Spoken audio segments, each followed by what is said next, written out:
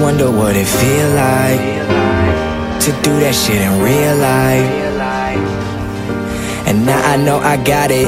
That's the reason no ID has signed me on a dotted. But it's still visionary to the death of me. Yeah, I'm trying to make it, but I gotta find a recipe. Greatest of all time, I want the world addressing me. At the hotel, these beautiful girls undressing me. I'm trying to stay focused, I guess that's the Lord testing me. I knew as a child that this was my destiny. They do it for the limelight, but I make sure my rhyme's right. Waiting till the time's right. Smiling at my mom's like smiling at my mom. Smiling at my mama. Moet what we sippin' now, we was never trippin' now. We on private jets, in other words, that means we trippin' now. Cause they was over there, I was over here. They was too scared while I was facing my fears. I've always been driven, but they too scared to steer. That's why I compete with legends, motherfuck my peers. I'm the man of the year. Man of the year. Man of the year. Man of the year. Man of the year. Man of the year. They said I couldn't do it back when I was broke, going through it. Till I got a deal, now they talking about I knew it. But you wasn't there in the beginning, nowhere to be found when I was down. But you show up when I'm winning. Left me to drown, now I'm swimming. I do it cause I love this shit. Fuck the money and the women, and in the whips with the rims still spinning. I've been at it since the beginning. All these girls screaming logic, but I wanna hear my real name come from the lips of a beautiful woman that's real, man. Y'all act like I'm Superman, but I could feel pain. I should've gone crazy, and yet I'm still sane. Love it when they sing to us. Been shining was bling to us. Yeah, over here, it's only been a year. I was dirt broke, now I'm ballin' like a sphere. I'm the man of the year. Man of the year. Man of the year. Man of the year.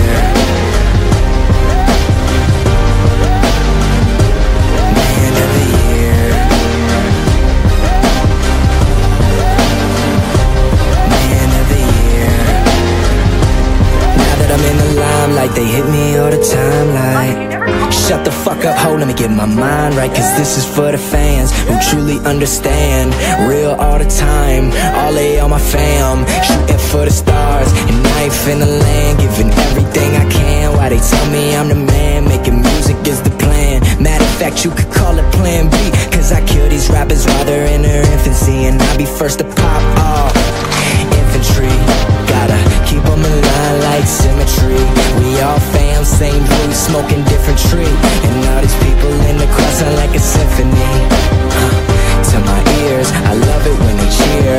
On the road to success, these haters in my rear. I got nothing to fear, cause the whole team here. And everybody shouting, you the man of the year.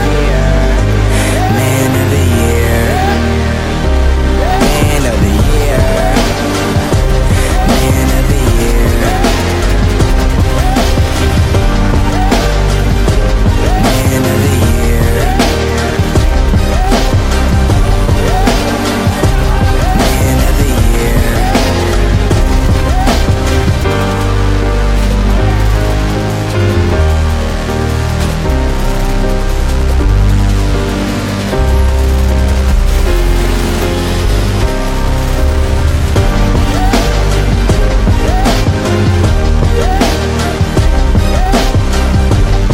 Ladies and gentlemen, welcome to Garrett's Fight Night. It's a special holiday.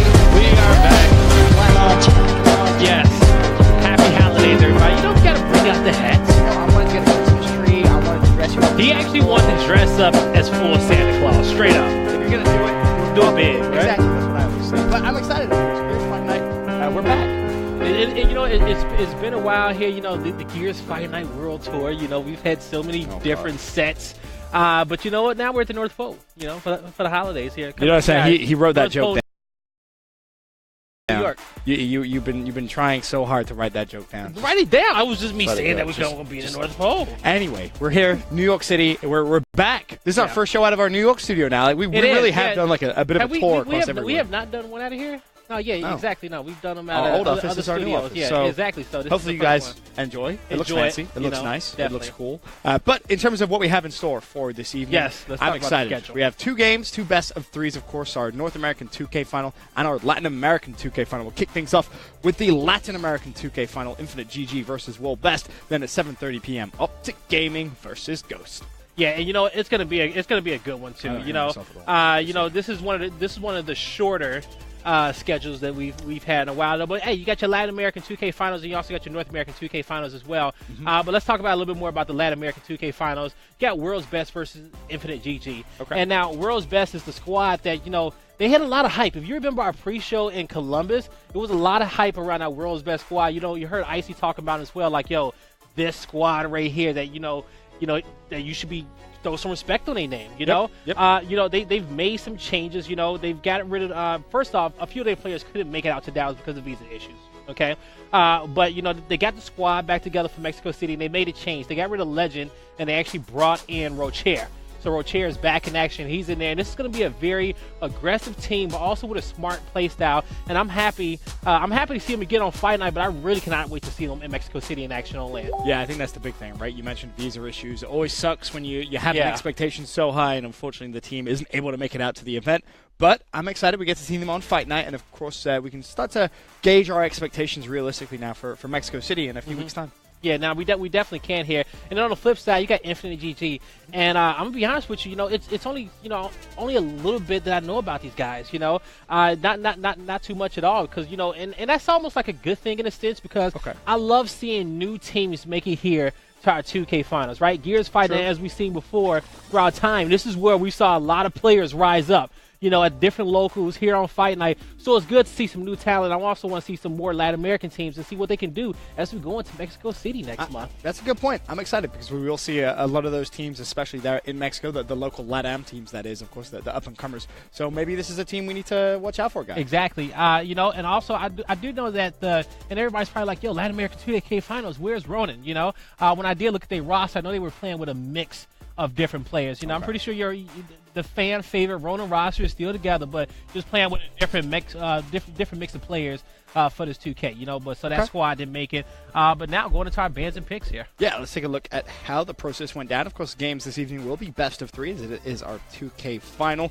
Harbor goes, Reclaim goes, which leaves us with Forge Blitz, Dam as a map 2, and Impact as a map number 3. Now, I like this map cycle, and I'm actually happy to see Forge Blitz, especially early on. A lot of these Latin American teams, they love this map. They love this map, and I love the action. Definitely, it's also one of Ronan's best maps here as well. But I look at this map cycle, and I see nothing but straight aggressive gameplay in Forge. And that control room up top.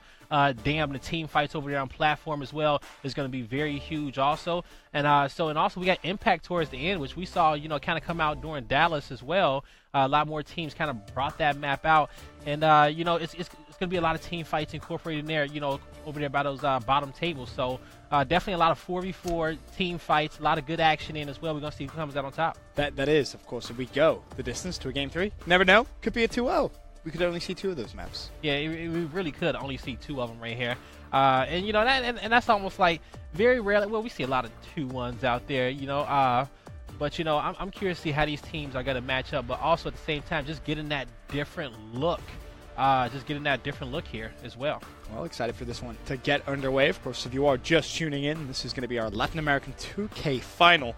Following this, of course, we will have our North American 2K final. I know you were nerding out with some stats over that one, which I don't blame you, because this is an exciting one. OpTicGaming versus Ghost. That'll be a little bit later on in the day. Yeah. But in terms of what to expect from the North American 2K final, is there anything specific you're looking at? The North American 2K final, it's another matchup that we've seen once again. And that's that Optic and that's that Ghost matchup. And these guys have just been going toe to toe, but it's also like, all right, well, where's Echo Fox in here? Where's Echo Fox? They actually lost to Ghost in a fashion in which was nail biting, went down to that last round in map number 3, and we'll kind of break that down a little bit more later. Okay. But those are our top 3 teams. We got Optic, We got Ghost, you know, we got Echo in there as well. And we're also still trying to see who's in that 4th spot as well, you know. And I know we're going to talk a little bit more about Rostermania later, and you know, which I cannot wait to get to, because we've had a lot of incredible team changes there. And some stuff that I want to get your opinion on too as well when we get to that point. But I'm a savage. When we talk WrestleMania, I'm normally the savage one. You're normally the cool, calm, and collective one. I'm the one that's like, you fools suck. Yeah, and you know what? I think across the board, because they implemented those new rules in the sense of that you have to keep, I believe it's 4 players. Yep. Yeah, you got to keep 4 players on your team in order to retain that seed. So we've seen one player kind of swap off across the board. And then I'm like, you know, some of these roster changes, I'm up here like, you know what? That team is actually looking pretty nice now. But it's good. I think it's going to benefit these teams as well. Did you see his face? I think it's going to benefit these teams as well, because it's not like 2 players leaving, 3 players leaving, you know? And that really just changes the complete dynamic of a team. And especially with Mexico City being so close, that's going to hurt you. But here's the problem. Yeah. What happens if you're a team of 5, obviously, as you would expect, where 3 of your players disagree with 2 of your players? What do you do there? If you're a team of 5 and 3 of your players disagree with 2 of your players, where majority gets it, right? So then what? So you're going to drop the other 2? But nah, then you lose your pool play spot? You're going to play through open, are you? Nah, see, at that point, the 3 the 3 got to get together and just, you know, talk and make decisions like, yo, which one do we like the most? But if the 2 don't like the 3 and the 3 don't like the 2, then at that point y'all gonna lose y'all pool play spot unless y'all just get it together, okay? Y'all gonna have to. I was just arguing for. You know, y'all gonna have to get together, okay? You know, in a Skype party or something, and go watch some movies on Netflix. Team bonding. You need a team bonding session at that point to really kind of get the juices flowing again and come back. Mini golf. That was always my favorite team bonding. Yo, we've never played that. We have never played. How have we never played mini golf? I don't know. Like, I think that's good content as well, you know? But folks said, you know, as a way to... We didn't even mention the new Gears Fight Night intro video. Yes. We didn't even mention it. That was badass. That actually was pretty nice. So shout out to Binks out there. Shout out to Rose. Apart from I didn't see me or you in it, and it's not like, you know... Don't even get me started, We do Fight Night. You know? Hey, you know what? I saw a lot of players' faces in that video. Okay, I did see a lot of players' faces in that video, but we didn't see these faces in that video. Okay. No, I know. Right? But we still appreciate you and we still love you. That video was badass. No, we do. And we got one player, just to let you guys know and keep you guys informed, we do got one player that's you know, trying to connect to this lobby. So we're gonna get them in, you know, till then, you guys get us. You know, out here napping. Out here napping. It is. It's more connection issues than anything. More connection issues. So we'll see what happens with that, and as we get these guys in there. But nothing. Don't worry about it. But the intro video was sick, and if Drix, if you're watching, this is definitely a damn good profile picture of you in there. Okay. Was there?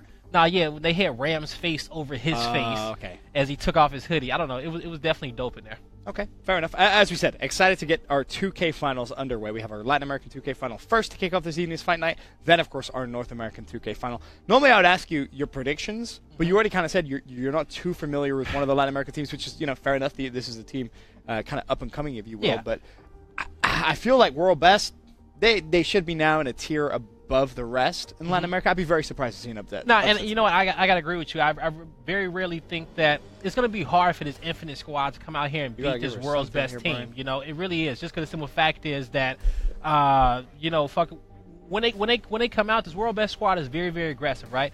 So either you're going to go pound for pound with them when you're trying to take them out, or you're going to have to try to outsmart them. You know, get those crosses on them. Use your team fire to work out to their advantage. And you can also kind of go into play when you talk about the same matchup. Let's say you compare it to Echo Fox versus Optic, right? And in that matchup, you always say that, hey, you know what? If Echo Fox plays their game, they can come out. And they say it as well. Hey, if we come out and we play our game, we can definitely come out and we can win against Optic. But you see Echo Fox a lot of times, they go toe-to-toe, muscle for muscle with Optic.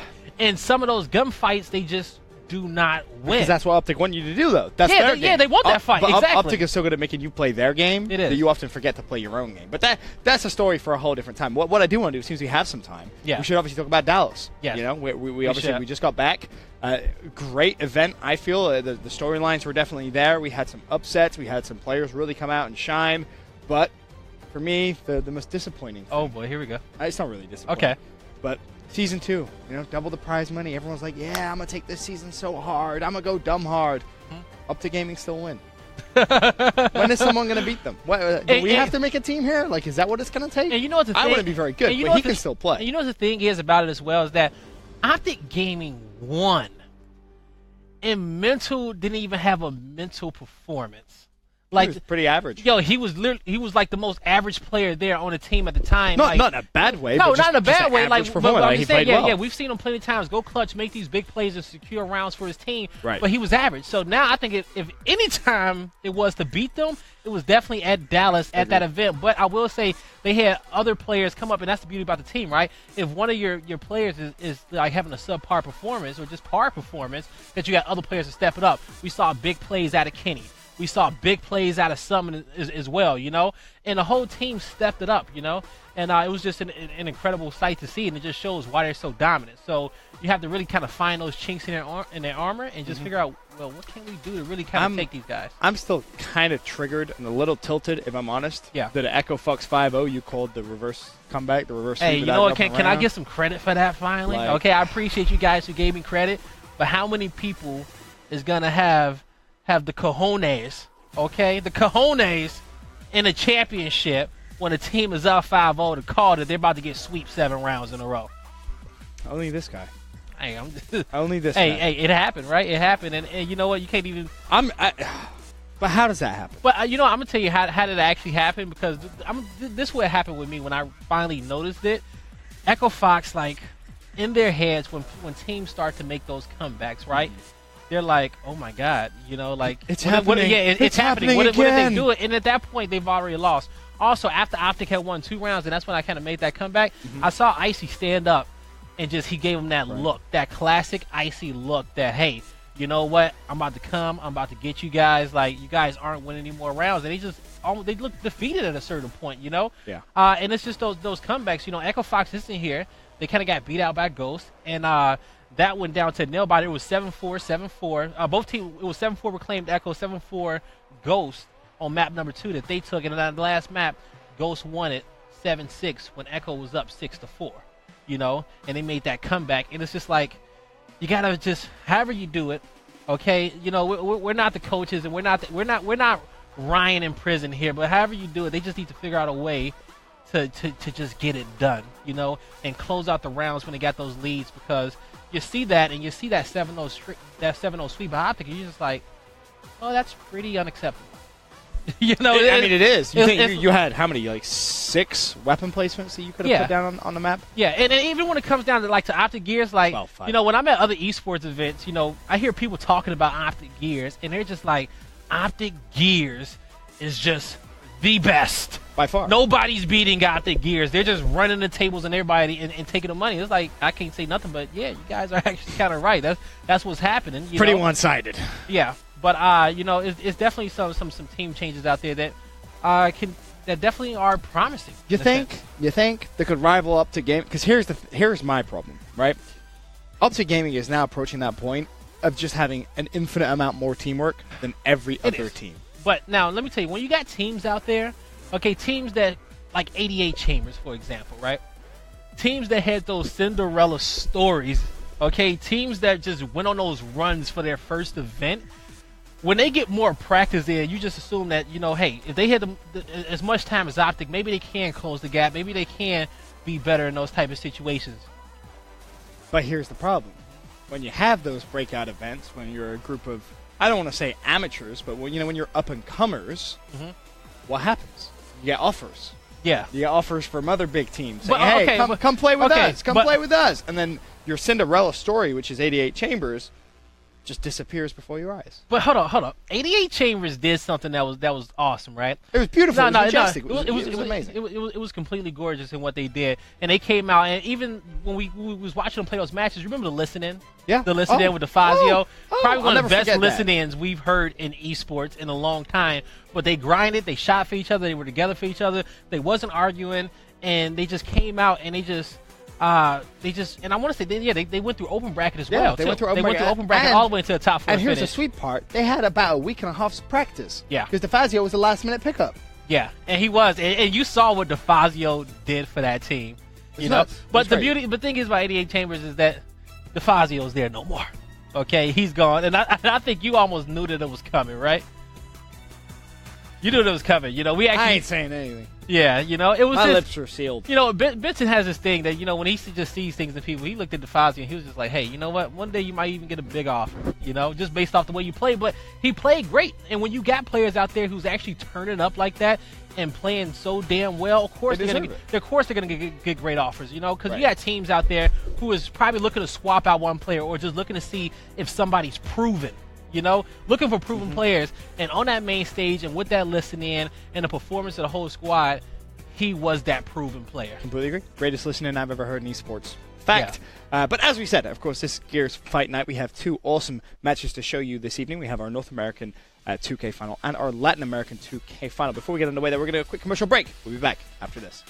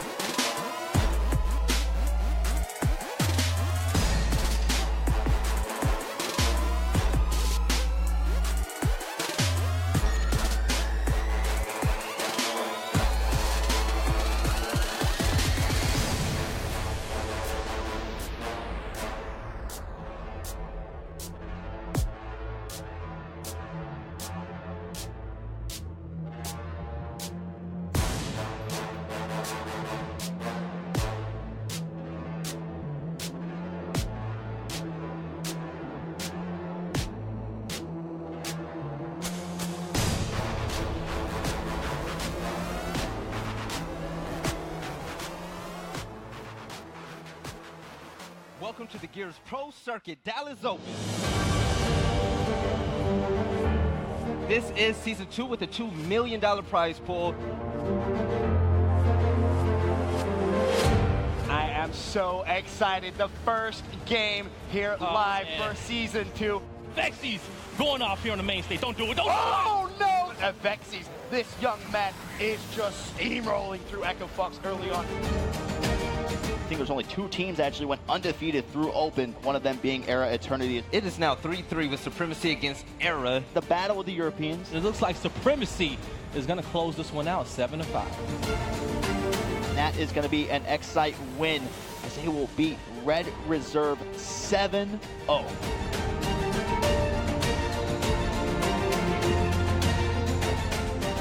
Allegiance! Oh my God, they're gonna do it!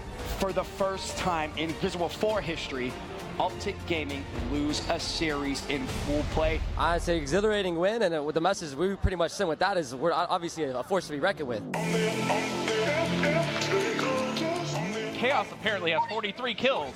What? He has 49 kills. Season 2 is so good. We began playing with Sleeper, and we're playing better than we played before. You guys are nothing without me.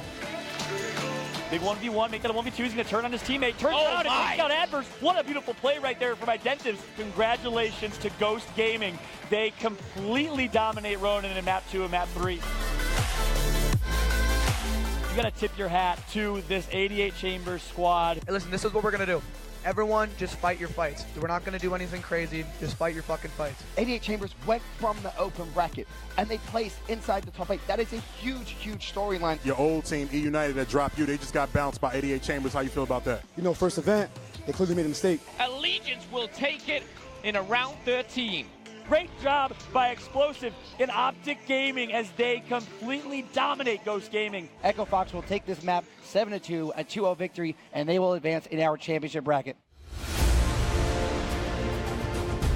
I mean, obviously, this is a huge grudge match for me. I'm very excited to finally play against my old team on LAN. Echo Fox, Ghost Gaming, lock it up! Incinerator's going to be hit. Rushies is giving up, and that is it. Echo Fox is returning to the grand finals. What a phenomenal performance from Echo Fox. Down 1-0, they bring it back. It's the grand finals right here at Dallas Open. Echo Fox, OpTicGaming, lock it up! Domination coming through. Last man alive is dead. That's a wipe right there. OpTicGaming takes your Dallas Open. 7 rounds in a row. OpTicGaming was 5-0 down in map number 2. A new season, same old story. Who will shut down the Green Wall? Ladies and gentlemen, welcome back to Gears Fight Night, our Latin American 2K final underway. And for those of you good at quick maths, you'll notice, of course, this is a 5v4. Now, what tends to happen when you have 5v4s is the team with the numerical advantage tends to just walk away with it and destroy. And guess what? Round number 1, well, yeah, that went in favor of the team with 5. Well, you know what? Hey, I'm just here. Hey, World's Best Gaming. They got a lot of talented players. Do you ever do stand-up, guy? Because this would be a perfect time to practice your stand-up. You think so? Because so? these rounds are about to be the most pointless thing you've ever seen. If I'm world best, I wouldn't even move off Spawn. To be yo, check this out. But if World's Best, if they win a round, if they get a few rounds, then it gets exciting. No, it doesn't. Because it's first to 7, guy. Yeah, okay. But if they win, if they get the round lead, then it's really exciting. Then it's really exciting. Yeah, it's really exciting, right? But guess what? So right here in this situation, and guys out there at home, hey. There's nothing that we can do about this. Guy, don't 2 being plus a 2 man is 4, down. plus 1 is 5. Quick maths, okay? Like, man's not hot. Whoever isn't in the game, man's not hot. He didn't take off his jacket. That's gonna be Crack. That's not well, hot. Crack's right not now. hot, man. You know what the funny thing is about Crack too? He actually has a fire emoji for his name. Yeah, well, man's not hot tonight, right? Can't even get online. But I see a lot of hustle. I'll forgive him. I see a lot of hustle this match. Look at the 1v1 up top. That was one bad mellow. Okay. Oh, never mind. It wasn't one.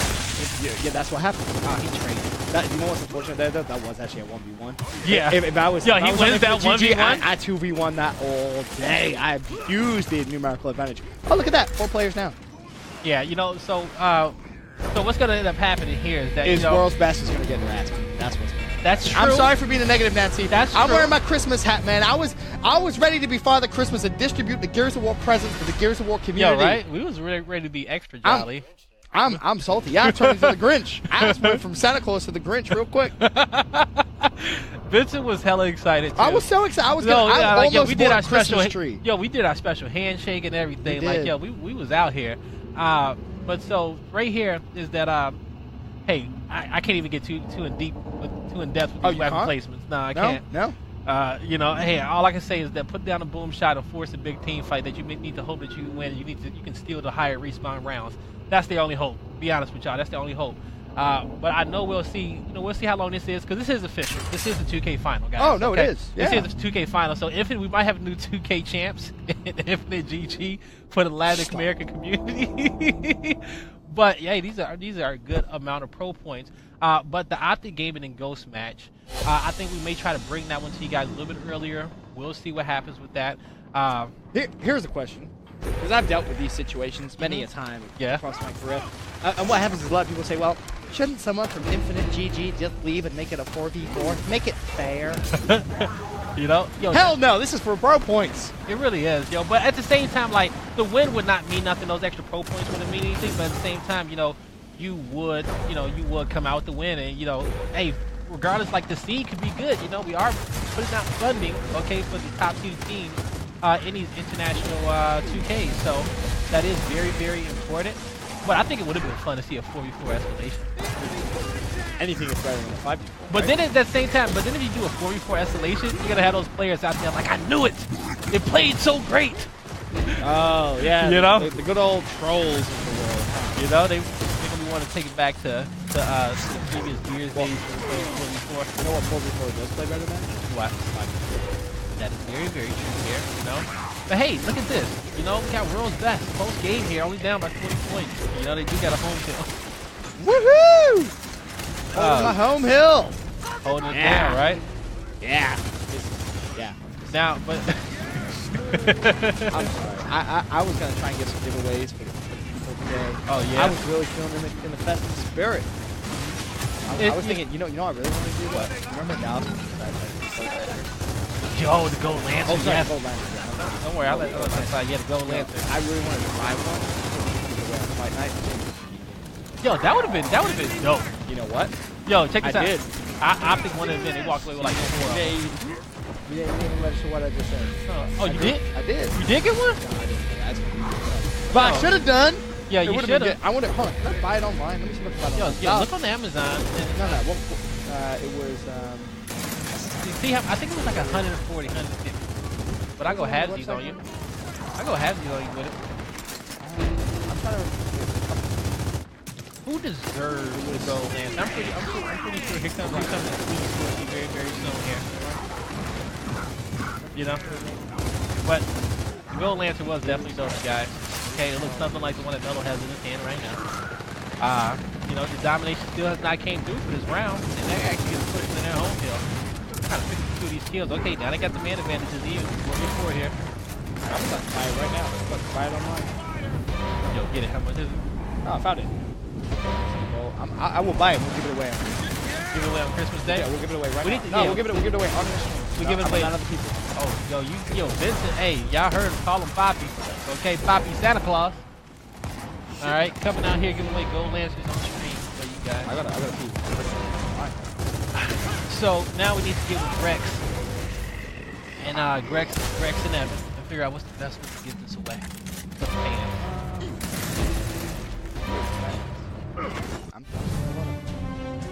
Yeah, you see a lot of shirts. You need to find this. Ah, here it is. Aha. Products. Oh, there you go. There you go. Oh, look at that. It looked up and it's 3-0. What a surprise. There you go. Let's see what we got here. You just got to figure out what would be a good way to give this Lancer out stream to the fans. Maybe like some kind of... Oh, there it is. Found it.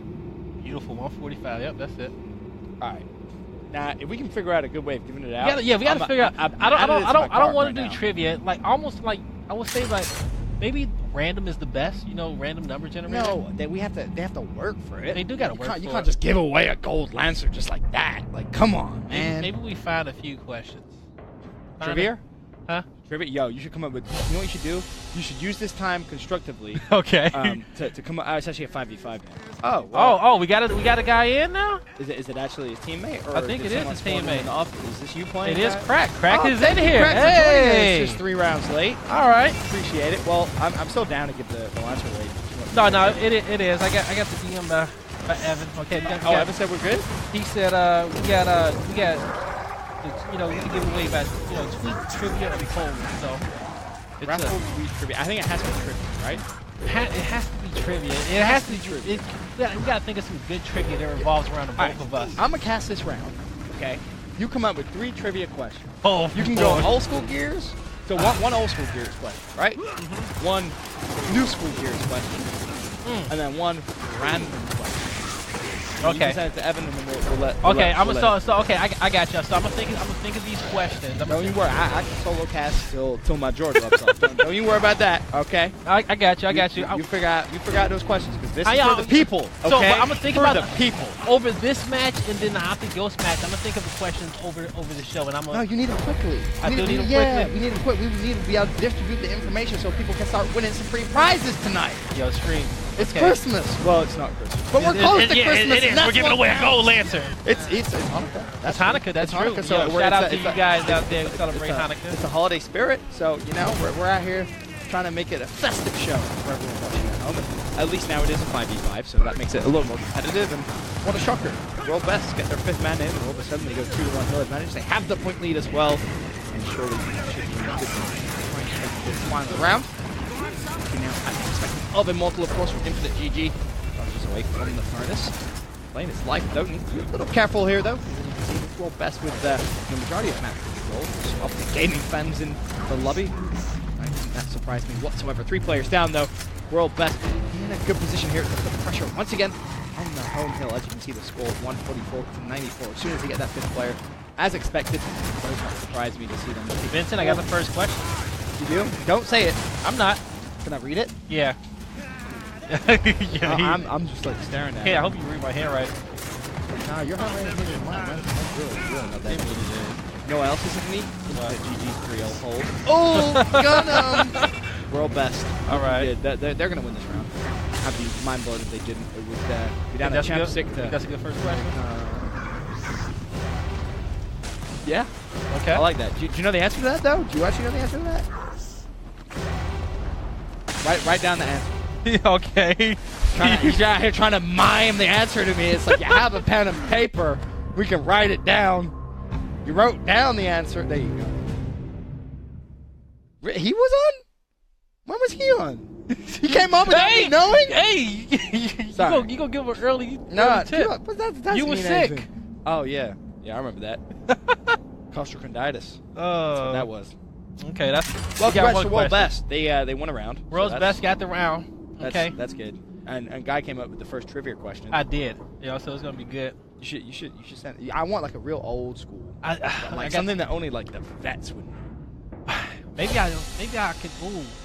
Ooh, maybe I do a question about me. But that's gonna be hard for some people. Though some people will know the answer. No, I got a good question to ask. I can't say it out loud. Here go to 10. I cast this round while you write that one out. Alright guys, round number 4 here. Actually, round number 5 on board here with Crack. Gonna be coming in. They're actually gonna be able to back out of here with these incense now. And now, so you know, as we start off this game, InfiniteGG won the first 2 rounds being a man down. You know, it's not nothing that they can do about that. You know, it is what it is, and these are, you know, official tournaments for 2K points. You know, but unfortunately things happen, and we have to make up for them. But right now, World's Best is looking good. Whoa, when you read that question. No, because he would hate me. Like, he would disown me if I asked that question. But that's a good one. You can cross that one up. That was a joke, because we had a conversation about that not so long ago. Oh, dear me. I'm not even going to say it out loud, because I love him. I love him too much to put him through it. Okay, so we're 1 question in. Okay, I got the next one. All right, you got this round. All right, I got this round. This is going to be... I got this round. This is a question about me. About it. About you? Yeah. Well, then why don't I get a question about me, too? We can do that next. That can be the third question. All right. You down? Okay. I'm down. Okay, we got a question about Fight Night, us, and one about me and one about you, and that'll be good. And I'll type these up, and we can send them to Evan. We can give you guys a gold Lancer. All right? Well, only one person. Well, yeah, one. Yeah, we give away one gold Lancer. I'm gonna give it spirit. I don't know if I'm just because you know I feel like it's good because it's the holidays. You know, Fight Night started off hot. You know, it was good, and you know, unfortunately, the technical difficulties happen. All right. It's true. And you know, what happens when you have a 5v4? The team with 5 tends to go up a couple of rounds. Now, of course, InfiniteGG 4-1 up. Curious to see if World Best will be able to come back into this round. 3-round deficit. It's big. It's not massive though. But for me, I think you have to start looking big picture. World Best much more talented squad on paper, at least as we know, especially in terms of pro points. But will they be able to force the game? That is the question. Even if they can potentially try and take this whole Latin American 2K final. This is another 3-part question. Yo, people actually, whoever gets all 3 of these are right, I'm actually you guys actually deserve the Lancer. Okay? All right. You guys really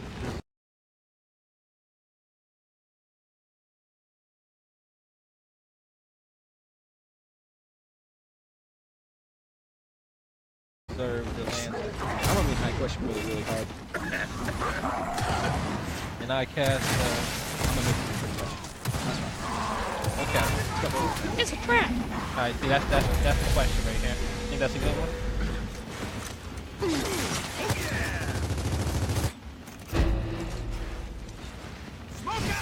I like that. You like that one?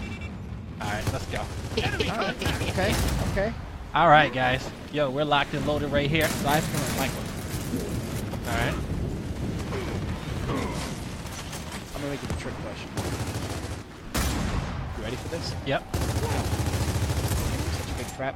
Anyway, meanwhile, InfiniteGG still 4-1 up. World Best up 2-1 and the point advantage as well. Looking good for potentially plug the Hawker 4-2 down.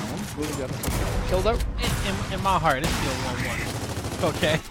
in my heart, it's still... it's not for me. You know why? Why? This crack wasn't online when his team needed it. Hey, you're right about that, you know. He was around, but connection issues, you know, they happen here. But on board him with World Chair, and he's going to drop now. So you guys can look at the scoreboard. You got World's Best Gaming up. You know, the way that these guys are playing, they're extra motivated right now to really just make this comeback. All right, to make this comeback, because they make this comeback and they win this map. It just, you know, it just shows that, you know, even, you know, through tough times, they were able to come back here and make it happen. And, you know, and just band together. Hell. Okay. On board here with just overhead cam, you know, we're on board here with Cardia. And looks like get in here, needs to protect his home hill. Infinite is looking to try to push in here and get closer to this match point and dodge his intent to come in. Get shotgun kill. He's gonna go down here as well. Picking up 2 right there by Championship. He's gonna get the 3rd as well. Can he get the 4th? Yes, he does here. Don't clip that though. You know, but gotta come out here and get this one. Alright, looking good here with that 4th piece. Looking good here. Vince is right in his question, you guys. You're gonna cry when you see this. Am I?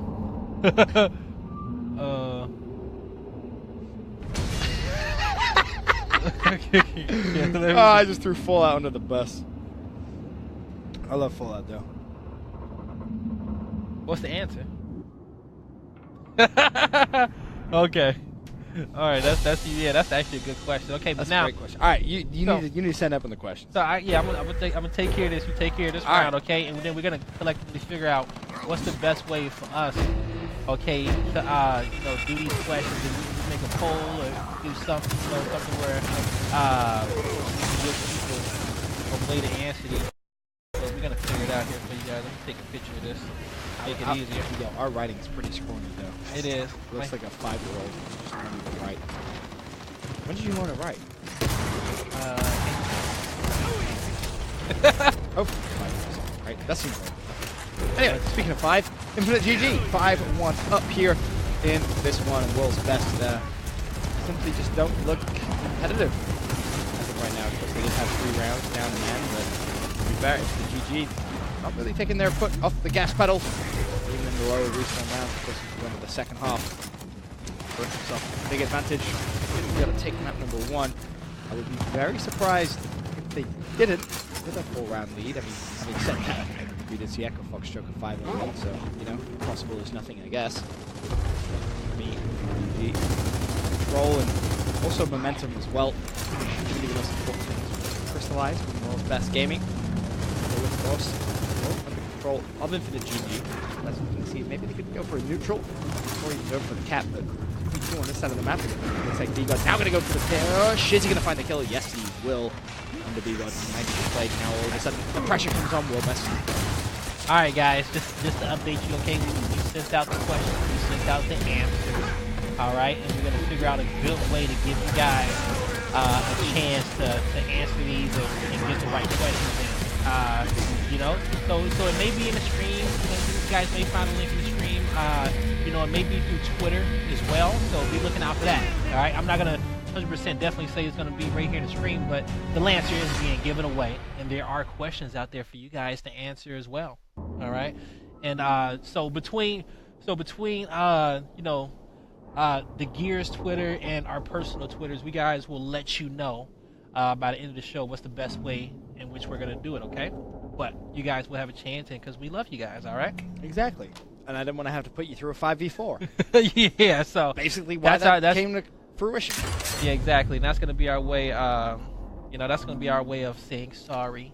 We apologize, but I'm in a given mood anyway. Yeah, exactly, right? It is the holiday. It is. And you guys, you know, a lot of you tune in every single week. You watch us on Gears Fight Night. We appreciate you. So we want to give some love back to you guys as well. It is. And I'm be honest, I'm really just waiting for Matt to be here in this series. You know, it's hard, especially like as a caster, you're just super excited. You know, Infinite, they had the first 3 rounds here. They're taking the rest of them. And I think even World's Best, unless they make the craziest comeback, I think, I'm not going to lie to you, I think if they were to come back from 6-1 here, I would be highly impressed. I think that would be super dope. Great. You know, else would be great? If I sprouted wings and fly to the moon, guy, but some things they're just not meant to. Just don't see it happening. Yeah. I really don't. For me, I think here's the issue, right? When one of your players isn't online or isn't ready or having some kind of issue, number one, you get triggered. As a team, you know that triggered me where it's like, triggered. Yeah, well, you're triggered. Number two, has he had time to even warm up? Has he? Has he really? I would love to come. Can we see the stats? I really call for stuff, but Crack currently sitting with the least amount of kills, 4 down, so least amount of downs. Probably much better. 102 seconds dead. All right, so he's not doing too bad, but traditionally it is normally the guy that's late to the party. Mellow actually team kills there, so this round could now be an opening door for InfiniteGG to try and close it out. Crack up top, and that's a smoke grenade. Yep, don't want to walk away from that one. You want to get this 2 stunned, but still, InfiniteGG about to neutralize the E-Hill. We could potentially work towards a point lead here. Let's see if that is, of course, going to be the case. Crack, meanwhile, makes his way back up to F. Maybe World's Best, maybe they are starting to think, hey, let's just throw away map number 1 now. Let's start map number 2. I hope that's the case. Because you know what would be the worst thing in the world? If they came all the way back to 6-6 to lose. That'd be yeah, it really would be. If they came back. Absolutely. That's going to be the case. E-Hill, Rise, still 1-1. 123 to 124 in favor of InfiniteGG. Still in control of this one. Neutralization comes across all 3 hills. Now to fight for the FO 1v1. Will Cardi be able to find it? Yes, he will. Waffle goes down. Elsewhere, D and E both now going to be controlled by InfiniteGG. So the lead that they already have a fragile one at that. We'll start getting it now. We hit those. B-God. Okay, finally does that. Clean up one, but catastrophic mistake. Of course, he can't put pressure now. Take small point. Best of the box, but instead under Rogers. Back away. Keep your eye, of course, on that score, top left of your screen. 164 to 147. WorldBestGaming. Max out there against the wall. GG ever closer to a map 1 win. Whole tower to push the instant button. That's going to be the question. Who gets out of there? I'd love to assume there is someone there, but there actually isn't. Oh no, WorldBest, they've just got to take control of that E-Hill, if not neutralize, and then at least put pressure on the E-Hill. That's what you really want to see. You really have to cap that in this situation. But Monkey Reigns here, all he has to do is break 70 wants to. Instead, instead goes back towards the E-hill. F is also being taken as well, so InfiniteGG will take map number 1. Wow, much dominant, very crazy, 7-1. And it was perfect timing because I sent all the questions out there as well. Oh, you did? Yep. Oh, I had to type them out because they couldn't read our handwriting. It doesn't surprise me at all. Doesn't surprise me. Yeah, they couldn't read our handwriting. I will say, if someone gets all 3 of those questions right, you deserve a gold lancer. Yeah, no, 100%. If you do get all the questions, you do deserve a gold lancer. Facts. They're tough questions. Facts. They are tough questions. Questions that has to do with him, has to do with me, and it has to do with Fight Night. but for the most, covered everything. And they're like some trick questions too, you know. They're not trick questions. They're like good questions, but they're difficult answers because, you know, everything isn't what you expect. I don't want to give away. Yeah, right. I'm talking too much right here. Okay. We're just excited. Yeah, we are. Someone gets to walk away with a gold. We are excited here, but that's the first map, Forge Blitz, in favor of InfiniteGG, 1 map away. It was thrilling. You missed a lot. It was fantastic, right? You missed a lot. It is, you guys. Very close. But let's try to get the Fight Night energy back into it. Okay, let's start it from a hole, and just World's Best Gaming is just down 1-0 in maps, and it's all it is, you know. And we're going into map. They number hurt 2. my Christmas spirit, guy. Yeah, it is. You know, you see how he's just being a Grinch right now, okay? I was upset. I was ready. You know, I didn't know you had. I thought you was a redhead, not a greenhead. But your eyebrows do look kind of green right now. I don't know what it is. You know, light. That's something about that here. What are the odds you dye your hair green? Whoa! Are we really gonna do this on stream? I just said, what are the odds? It's 20. It's what? How many days till Christmas is it? I don't know what relevance that has. Because it's 12 days till Christmas. That was gonna be the odds number. 1 in 12. 1 in 12. You want to take that? 1 in 12 that I dye my hair green. All right, you ready? Live on stream. Hold on. Ready? Because I don't. It sucks that I got to think too hard about it. Okay, I got my number. You sure? Yep. You want to change your number? Nope, I don't want to change my number. You're dyeing your hair green here, guy. So hold on. So let's explain out to the audience. Okay, this is what happens when we play odds. All right. So the person who has to do it has to choose a number. They can choose a range from anything. I'm choosing 1 in 12. We're both going to count to 3. 1, 2, 3. We're going to say a number. If we both say the same number, I have to dye my hair green. All right. We're normally pretty close. We're normally pretty close, which is scary. I don't know if Waddle's out there. He's panicking as he's watching this. Okay. All right. You ready? All right, you ready? For green hair. For green hair. Ready? Yep. 1, 2, 3, 6. Ooh. Close. 6 was in my head, too, at one point. Okay. Close. Ooh. Off by 2. All right. No green green hair. With green hair. Green like the Grinch. You know, and then I would have got messages, man, you're biased. You're an Optic fan, huh? Out here rocking these green, no one ever says hair. I have orange hair. No one ever says I'm biased with Echo Fox. It's upsetting. Okay. Anyway, as it stands, I believe. Oh, actually, I assume I can say that live on stream because it's an official GB ruling. Yeah. I believe World Best just got DQ'd. Yeah, they did. So they got. See you later. They got DQ'd. They out. Peace. InfiniteGG is going to win this match. So we're gonna throw a quick commercial break real quick, and when we get back, the match of the night, what you guys are here for, OpTicGaming versus Ghost. Don't go anywhere.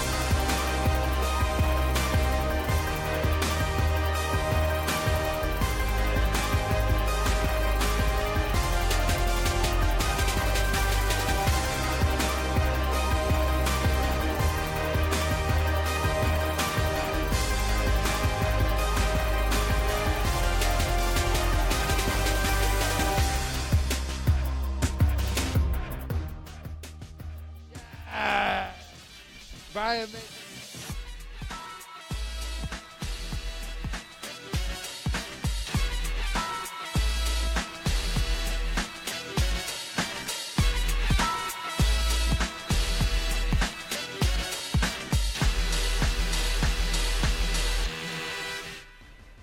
Ladies and gentlemen, welcome back. We got our intro. Oh, we got our intro back. Although okay, we that actually put me in that put me in the mood right there. Good. I'm glad it did. Because we're back. Gears Fight Night. We're back. We got our North American 2K final coming up. Yep. And that's going to be awesome.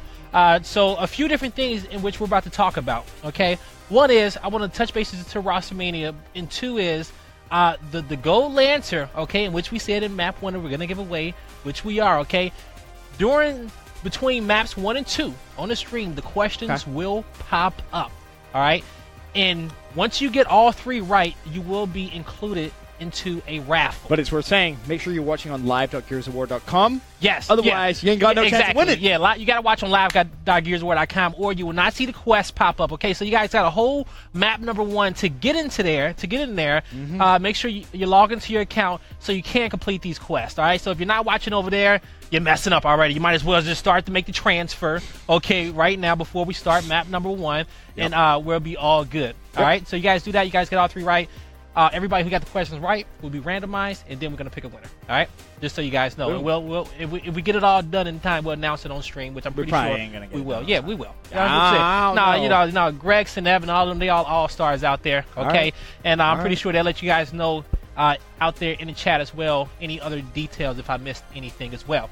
All right? You guys ready? Anyway, so that's that. Moving on. Next up. Yes. It's North American 2K final. The big boys. OpTic versus Ghost. Now, I know, Guy, you have a ton you want to talk about with that series. But before we get there, let's once again recap. Roster Mania happened. Yes. Break Roster some of the rosters Mania down. has went down. And we talked a little bit in the beginning of the show when we was filming the 88 Chambers, the Cinderella story. DeFazio, he bounced. He bounced. He got dropped, whatever it may be. I'm pretty sure they didn't drop him. I'm pretty sure, but he's gone, and now I believe he's going to be on that Vanquish roster. Okay, so he went to that Vanquish team, and that's exactly where he's going to be as well. E-United disbanded. All right, they disbanded, and all was left there was good old Lava. Lava was there. All the rest of the players, they kind of broke up. But what happened is that ALG, they got rid of Franco. ALG got rid of Franco, and they went on over to E-United with Lava. Okay, so that's our new E-United team. Now, here's what's weird to me. If you're ALG, as 4 players, would you not try and force Lava to come to ALG as opposed to you 4 going to E-United? It depends on that's an org decision, right? That's when you come down to who's the better org, ALG or E-United, because they have where you want to be. Technically just lost their pool play spot. No, they did not. They just you're just changing the team name at that point. You get what I'm saying? Yeah. Now you get into some deep stuff. Oh, no, that's the technicality right there. It's still the same 4 players. But the org is what holds the No, it's the players. Orgs change all the time. Orgs change all the time. Okay, 100% orgs change all the time. To keep on going, another team that we got out there. Are you sure? I'm positive. Okay, I'm positive. All right. Another team out there. If I was commissioner of the league, I wouldn't allow that. Sorry. Cat. Okay. Just saying. We got Zen and Crushmo, Wildy, Noxious, and Eternity. Okay. I hear that those boys are a squad as well out there. Fire and Ice. And so now you got a few of these E-United players that's out there causing a bunch of stuff. Fire and Ice. They got rid of Zenin and they picked up Zerpting. So Zerpting is going to be over there with Fire and Ice now, and he's going to be rocking out with those boys as well. Okay. All right. I like that pick. Yeah, that's good. And then 88 Chambers had to get rid of DeFazio. Soto went over to 88 Chambers, and they're under the name Speedrunners now, I believe. So Soto has taken DeFazio's spot there in that position. And I believe, so yeah, we got the Fire and Ice, that org has went over to Pure. So those players are over, they're under that Pure banner now. Okay. And that's, so the old Fire and Ice roster is in it, plus Zerpting. No Zerpting. He's Fire and Ice got a new team, which is consisting of the other players of Excite. Which is Hesitation, Vital, Crash, Clouds, Can I get a pen? I need to write this down. You can just read this. Oh, you wrote it all down already. Cool. Well, as you can see, a ton of stuff happened. And so it was those E-United players kind of, causing that mix. We talked about where Wildy was. We talked about where Zerpting went. We talked about where Lava was. And then we talked about, God, what's the other place? So where Soto went as well. And then the last one was Dispenser, and he retired. that hurt.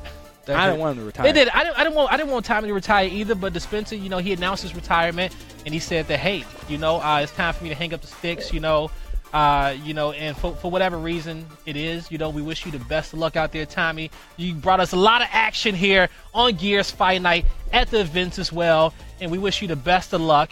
And you know, Tommy is one of the ones that I just wish, you know, that he won his events in Gears 3, which I was there to witness those events. You know what I'm saying? Under that Notorious banner. But you know, I wish he would have got one under this big spotlight. But Came such close. an amazing player. Yeah, came very, very. He really close did. You know, that London event, boy. To your point, I actually spoke to him after the last event for quite a long time. I was like, don't retire. There's no point retiring.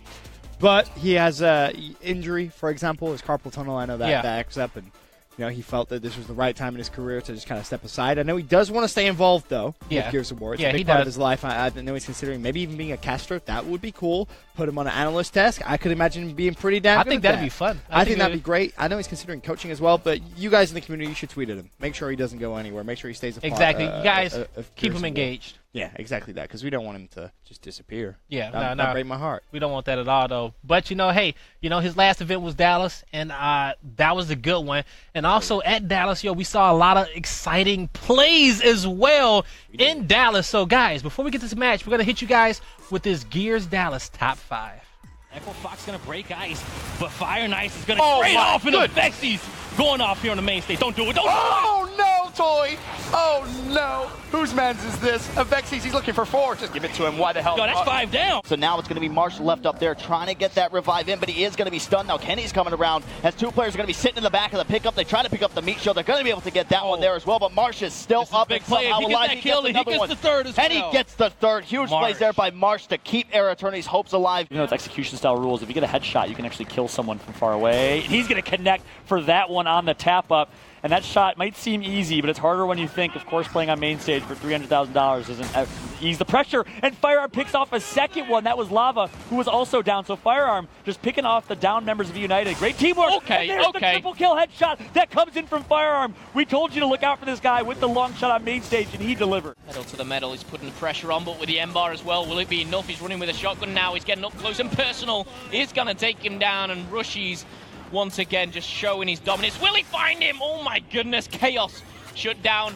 Didn't even do it again. My heart stopped for a second as the M-bar took a little break there. You and I both, Rushies! Who are you and where did you come from? He picks up a back A with the shotgun, takes out his M-bar, and 2 pure headshots from the pure Slayer. Rushies with 33 kills, showing every inch of skill that he has in his body. Wow.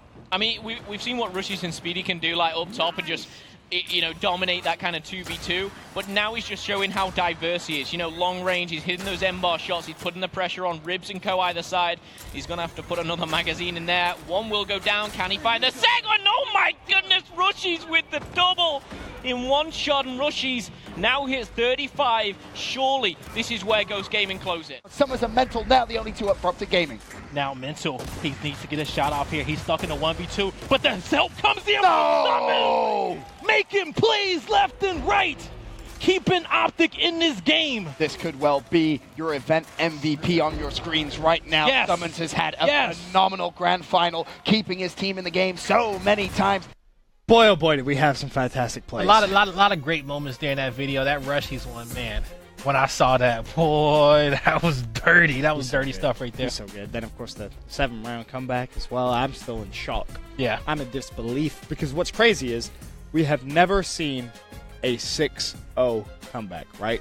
Ever. But we is have that seen about to be now as close as we're ever going to get to a team winning 7 rounds in a row? 100%. I think that's still the greatest comeback. Even though they wasn't at match point, still winning 7 rounds consecutively. It's crazy. It's very hard, especially like when you're down.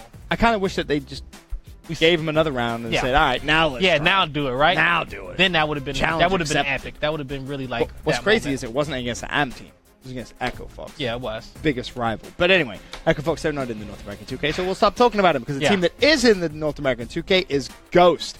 Now, of course, for GhostGaming versus OpTicGaming, this is a matchup guide that we've seen several times already this season. Now, it is a matchup that we've seen several times this season, and you know what? This is, to see it again is still good. You know, any of those top 3 teams going against each other is always going to put on a great show, and I'm just ready to get this one underway. Break it down for you. Toe to toe, How are these teams looking so far this season? Toe to toe, looking this season. You know, we got a few different stats on them, right? But okay. I'm gonna break these stats down for you guys. You know, in the earlier rounds as this game starts. Okay. You're saving those. Yeah, I save it. You know, he tried to set me up to break it down for you. No, we're not gonna do it right there. But I'm gonna break it down. First off, you guys, we're about to learn a little bit more about Ghost Gaming. I would describe my team as the up-and-coming team. We have what it takes to win. We have all the tool set. We have the leadership, the versatility. Obviously, we have the skill. But at the same time, we still have a lot to learn, and our potential is as high as any team right now in the circuit. If I could steal a skill from another pro player, I really like the things that Speedy and Mental do when it comes to timing their shot perfectly. You know, they're very patient, and that helps them win a lot of fights that you might think they might lose. Right now, I think our biggest rival is OpTicGaming. You know, they're the team to beat. They have been for a while now, and if I could pick a rival, it would be them.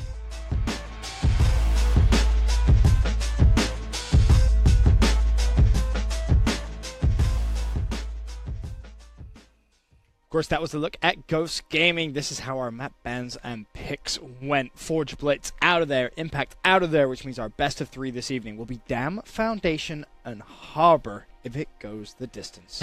Yes, it will be. Dam, Foundation, Harbor. This is going to be a good one. You know, Optic, they've been so dominant on Dam, especially in some of the big fights in which they win. They actually, you know, in order for Optic to have gotten here, they had to play United. And that actually, you know, went the distance. They went the distance, and it was 6-6 on Dam, but Optic managed to come away with that and win that 7-6. United actually won the second map. Okay. And, you know, from what I've heard and from what I saw, that just Lava, you know, he was just going off. It was him and Crash. Him and Crash was just leading this team, you know, new team, who this? You know, definitely a lot of new motivation, those guys, but Optic was definitely able to take it in that map number 3. So I'm excited to see some more on United this season. But this is a map in which Optic can just destroy you on, or it's going to be a close one, you know? It really depends. A lot of teams kind of got them figured out a little bit, but at the end of the day, it's going to come down to winning these gunfights. I will say, I'm pretty sure we saw this exact map New York Regional Grand Final. I'm pretty certain, and also the Winners Bracket Final too. And this was a map where Ribs didn't really have the best of times. Neither did Rush East. I know OpTicGaming really controlled it very, very well. So curious to see if maybe online at least they can have a little bit of a better look or more success early on. No, it is going to be OpTicGaming, our red squad, Ghost Gaming, our blue squad. If you are just tuning in for the first time, this is North American. Yes, it is here, and going to be on board here with Speedy. You know, so far so good. You know, we saw Optic. They kind of broke in there. They got their B set up, but they're still being contested here. Benson, both these teams right here, they played twice in Dallas, okay? They played twice in Dallas, and we kind of tallied up Deluxe, actually. He tallied up those stats, and he put a little article out on his blog, and it was very, very interesting, okay? What did you to say the least, especially when it comes down to those numbers. So when it came down to Optic, I'm going to be plain and simple with you. The thing that stood out was just explosiveness, his dominance, okay? Over the 4 maps that they played in those 2 matches, he had 94 kills and 52 downs.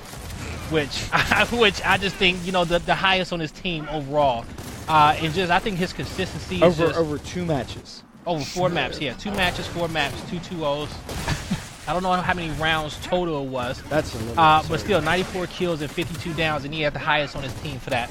And I think he may have had like 3rd in time dead. But the real story in which I seen when it came down to the numbers was Ghost Gaming, right? And it was a little bit more between Ribs and Rushy, so to speak. Like, all right, so Ribs, he had 54 caps on his team over that time event, and he had more. The second highest was like Dennis's was like 32, right? Okay. And you know, as a home hill player in Ribs, you know, you're kind of expecting that, right? But see, the thing is, when it came down to it, Rushy's had the most time dead on his entire team. All right, he had the most time dead on his entire team with what? It was 1,150 seconds. See, that isn't surprising me. Is that surprising to you? What, you know what it is? Not really, because like he's that first guy in those engagements, right? Especially against Optic. Like he's front spawn certified for his team, so to speak here. But you know, if he's getting first blooded like that and he's losing those gunfights, he's gonna put his team in difficult situations. Okay. I will say that stat isn't really very or I should say, is a key determining point as to maybe why they lost 2-0-2-0. Yeah. Right? If Rushies plays better, he has less time dead, he probably picks up more kills, even more downs as that front's fallen. Those games probably closer too. Yeah, it is. And when it came down to the kills, Rushies did have the most kills on his team. Okay. That was with 79. Okay, the next two were 78 and 78, and that was Speedy and Sleepy. All right, so they were right there on him. Less time dead, but they were right there behind him, just 1 kill shy of it in the series right there. And you know, it's just like, you know, I want to say Ribs had the second least time dead by like 10 seconds. Identis had the least. Ribs had them by 10 more seconds. And you know, it just comes down to those rotations. You know, you got your main Slayer here on the team, right? And you really need him. One is you need him out there getting kills, and he's getting the kills as well. But maybe he just needs to value his life a little bit more too at the same time. You know, but those were some of the numbers that just kind of stood out to me the most. Here's the key: how does that compare to OpTicGaming's top Slayer in terms of time dead? That would be the key stat that I would look at. So all of Optic, they pretty much averaged around 800 seconds dead. So, so that's a big. I mean, look at that difference. Exactly. Look at that difference right there. Over that's 4 about maps. 300 seconds. I mean, that's that's about 300 seconds. And yeah, God knows how many deaths that is. You know, we're not even going to try to calculate it because we don't know. Well, that's like 4 which minutes. round. That's like 4 minutes of gameplay. Yeah, missed out on. So when my key Slayer is alive 4 or 5 minutes longer than your key Slayer, I'm probably going to win the game. That is very true, especially when it comes down to it, you know. So, you know, especially like when you look at those numbers, it's a lot in which you can try to pick away from it. But, you know, I challenge you guys to go look at them yourselves. You know, I know Deluxe's article is out there. You guys can check his Twitter. But it definitely does, you know, kind of paint a story for you, you know? Definitely does paint a story. Of course, in this one, it was OpTicGaming that took round number 1. But the distance, Ghost just not able to break that home hill of OpTicGaming's. And Optic was win on points, but it was a close one, which is what you want to see. Because often when these two teams have played, they've been pretty lopsided. I will say also, though, when it comes down to, like, Ribs had the most caps and he had the second least amount of time dead. But he did have the lowest kills with 53, but he did have the most downs as well. You know, so that's also in which I wanted to add in there as well. You almost want to compare the players playing the set position, right? Like, I would love to see Ribs stats compared to Summon stats. That's very, very true. Because then you can compare the kills, the downs, the time, the caps, everything. Yeah, correct. And the caps. Yeah, you almost exactly. You almost want to compare it to, especially the spawns. Even though your spawn order really only matters in like the first 30 to 45 seconds in the game. Right. But still, you know, the players in those front 3 spawns, those are your main Slayers, right? And you can consider them your main Slayers. So you almost want to compare those guys because that's what you're expecting out of them, right? Compare those front 3 spawns to the other team as well. Speaking of expecting, right now the unexpected, in my opinion, currently going on. 2-1 home, or sorry, 2-1 hill advantage in favor of Ghost. Finally OpTicGaming break the B hill, but it is Ghost with the lead, 100.70 as they look to tie it up there 1 round apiece. But still, Optic in control. 2-1 hills now back in their favor. This is where it gets scary if you're a Ghost Gaming fan, a Ghost Gaming player, because Optic, they'll play for those picks. They'll slow the game down. They know that they will take control sooner rather than later. And as soon as you make that one small mistake, guy, they will pounce. They really will pounce on you right there, Ben. And you know, you look at the scoreboard right here, and it's going to be, you know, Optic. They're going to be down here by just a few, but they do have control here. So now Ghost Gaming, you see Identis, he's over there on the back end of the map. He's like, you know what, I got to wrap around very, very wide here to try to get an angle. But Optic, they notice time and time again that that's going to be the only play because teams, you know, when they have to push that top half of the map, you can see it from a mile away. You can see that guy pushing. So you get that call out. You know that they're not stacking you on top of that neutral hill and B because they're going to need at least 3 to 4 guys to get in there and do that. All right?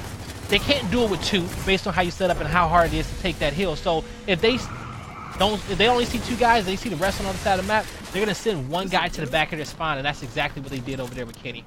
She's with an important double over at the B hill. Will give Ghost Gaming control. Now the question, will they be able to get control of their home hill quick enough, or will it once again be neutralized? It looks like they will lock in control now. 20 points down with just over, what, 25 seconds still to play.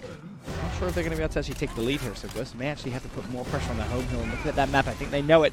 They need to be careful that Summons, or in fact, in this case, Icy, he's already hopped straight over Plat. He's overextending. He's going to be making his way over towards Ghost Gaming's home hill. Expect that to be neutralized in about 3 seconds. 3, 2, 1. There it comes in. And just like that, OpTicGaming will retake control of the map and will also win the round. And see, one thing about OpTicGaming, when you get a lead, you got to figure out how to keep it, right? You got to figure out how to keep it and also get the pressure on those guys. Ghost, they had that 2-to-1 hill advantage, but the real difference here in that map is that Optic retakes hills a lot easier than Ghost. Okay, Ghost had a setup. They were in there, but they just could not hold it. And Optic did a better job of breaking it. You know, back in my day when I was playing, and the dinosaurs roamed the earth. You know, back in my day when I was playing, when teams did something that just destroyed my squad, or if I didn't understand it, I copied it. Yep. Every single thing they did, I copied it. Yep. Okay. So if Optic breaks your setup and they push a certain way, literally do the exact same thing to them, right? And you learn a few different things. You learn one, how to stop them next time they try to break it. Yep. Or number two, you know, you find the chinks in it. Okay. You know what you could have did differently, what you should have done. It's still definitely a lot to learn by mirroring your opponent's strategies. The one problem is that I've often noticed when you watch OpTicGaming play, even Echo Fox at times, and you know, Ghost at Dallas when they play some of their cool play games, it isn't about the strat they run. What makes them so good is how they react just so fast, right? Like for example, take that last round as a prime example. How many teams would you have seen 5-man flood their home hill, get wiped, and lose to a trip cap domination, and then the game is tied at 1-1. Instead, OpTicGaming more composed. Icy says, guys, off spawn, I'm rotating, I'm OEing, I'm going to take control of their home hill. It's that decision, which it doesn't seem like a big decision, but in reality, I mean, that's what can secure you. It really is. And in classic Gears of War games, when we were playing execution, it was a lot simpler to run trick strats, right? It was a lot simpler to run different setups rather if you pushing, you know, 3 snipe, 4 snipe, 4 boom, whatever. Especially in games like Gears of War 2, it was more depth inside the strategy. Now, for games like this, you know, you can still have your opening strats early on, and those opening strats may equate to a domination for your team. But if it doesn't work, then at that point you have to be, you know, reactional. You know, you have to be, you know, adjusting on the fly, knowing what you need to do, making decisions on your own without being told. Like, you have to be quick and you have to be fast doing it, especially in a game like Escalation. You just can't go in and being blind and clueless or waiting for somebody to tell you what to do. That opening strat's only working for you for the first 30 to 45 seconds. After that, you need to be coming up with some new stuff. You need to be moving. You definitely do it. You know, you got to react to what your opponent do. That is for sure. As it stands, GhostGaming, A and B go locked in. They have a 29-point lead. That actually a 30-point lead now. Should be good here to close out this round. They just need to make sure they win these engagements over on the mid-neutral. OpTicGaming, they're collapsing in. Mental will be there with a teammate in support. Looks like it's going to be Summons. He shuts down Speedy. Kenny's there as well. Now you have yourself a 3v3 at the B hill. Expect the 1v1 across map to go down as well, but I believe that Icy that actually just died. So Kenny is left in a pretty important gunfight here. He needs to shut down Ribs. Ribs will go down. And now the B hill back in OpTicGaming's control, but Rushy's backtracks with the sniper rifle. The pressure's going to come on the home hill. Yeah, he's trying to get there, but he got caught with snipe out, but he managed. He challenged his shot a little bit too long here. Probably could have tried to get back to his teammates, but he was stuck in a difficult spot here. So this is a prime example of exactly what I was talking about. I'm just going to go ahead and assume OpTicGaming is going to win this round. But what would have been a much smarter play there from Rushy's? Leave the home hill. Overextend. Try and put some pressure across the map there. You had teammates coming off spawn that could delay it. You saw Icy do it last round. That to me seems like the smarter play as opposed to what? Try and bring a sniper rifle to a shotgun fight? I mean, all right, maybe you get lucky 1 in 10 times. Maybe you hit the flashy headshot. Because, he could have backtracked in that situation because he did die before he got to that hill. It probably would have been better for him to backtrack and overextend to that OpTicGaming's home hill. At least in that situation, he probably would have had a more favorable fight. And then also, he could have sniped from home hill to home hill. So he may have... Optic may have saw him in that transition, and he might have got encountered by a 1v1. Rushy's great 1v1 player. High chance of him winning that. He gets there, he gets in the home hill, takes some long-range snipes, and just still opens the door and prevents his team from getting dominated. As it stands, though, it's OpTicGaming that bounced back once again, 3-0. Still nothing too ridiculous on the map. Of course, we had a block. We have our Insins and, of course, the sniper rifle down. We approach round number 4. Now, I love the snipe on this map, and I love it because it's good over there for that B hill, and the main reason is that if you can't get in there, use that snipe to get some angles, to get those picks, you know, but you got mental hot hands over here picking up a kill, looking for a second one. Oh, and there it was. I wasn't expecting him to be the second one, but Speedy goes down there, and now Optic should get control over B. This is going to be a good flank. Mental calls out that, hey, I'm coming in. They're going to pick up that kill on Sleepy. They're going to be good, but Snipe's going to be in the hand of Rushies once again. So I said, is good to use to break this B hill. Let's see what he does with it. We'll see if he's actually going to be able to pick up any kills with it whatsoever. It doesn't look like it. Of course, he will be cleaned up. And OpTicGaming cavalry already making their way over towards the Charlie Hill. Mental leading the charge. Now Summon's actually in the hill. The decap comes through. Bear in mind, no one's actually capped B yet. You'll see Icy at the top right of your screen now. He's rotating over towards that to put pressure for the trip cap domination. The kills have to come in here. And it doesn't look like they're going to be able to. Sleepy, Speedy, and Ribs all win crucial gunfights. Keep GhostGaming alive. And that's a big round. Icy needs to stay alive here. He's going to be patient. He might not even shoot the first guy. He may wait for the second one. Oh, he just knew where Ribs was. He's going to probably die in this situation. Yeah, he's going to go down. Now, Optic, can they get out of here in time? Ghost will get these 3 hills. Now, Ghost putting the pressure on him. These are going to be 16-second respawns, and that's going to be a big kill there for Mental. Looking to come in and get another one. Can Ghost hold off here? These are the rounds in which you need to dominate Optic. If you can't win rounds like these... Look at Summons. Look at Summons. Yeah. See how he already pushed straight out of spawn? He's putting pressure on Plat. If he wanted to there, he could have maybe overextended. He can also go for the quick flank if he needs to. But now Ghosts have to respect where Summons is. And that's a nice little angle. Like, you know, the guy in front of him can't kill him from there. And he's just putting all these annoying shots in from the side and just disrupting and just confusing Ghost here. But they do manage to stay alive. But Ghost not able to translate that round into a dom. And that's the difference between every other team in Optic. Well, let's say between the top 3. Let's say between Echo and Ghost and Optic, right? If that was Optic pushing your home hill, that's a trip cap. Yeah, most likely. You know, we did see it in this round early. Optic did make that push. Ghost has managed to hold off. They figured out how to get those kills. But we don't see that too often. You know, we see them more times than not actually coming out with those dominations. Now, looking over at Summon's perspective, OpTicGaming just with the 1 hill. Only down 10 points as well, so Ghost will be building themselves a lead here. Optic have to react. What is going to be their form of attack? Instant thrown out, 2 instants thrown out. Kenny just speeds straight past that, not even worried at all. Meanwhile, Ribs, he's going to be fighting that 1v1. Will kill Kenny. He'll neutralize completely, but Ghost still with a big lead. The kills coming in their favor as well. This should be damn near impossible for Optic to win. Unless Explosive goes in here and gets 3 kills with the help of Icy. But, you know, that's not going to happen, right? Surely not, because then you have to overextend. Yeah, I mean, you need someone overextending. In fact, there is someone overextending. They're on the C-hill. They're on the B-hill as well. Explosive shuts down 1. Absolutely not like this. No. He's done the hard work. He's done the hard work. There's 2. Explosive, are you serious? It's a 1v1. He's in the shot. He won it, by the way. I'm calling it. He just won his 1v1 fight. He just won it. Oh my goodness gracious me! He has a family. Oh my God! A family. They have families, people. Why are they so damn good? Oh boy. Oh man. And that's why OpTicGaming is the best team in the game, folks. Did people did they forget? And that's why OpTicGaming is the best team in Gears Esports, Billy because has of rounds kills. like that, if you can't close them out, what are you doing? You know, what are you doing? Like, you can't lose.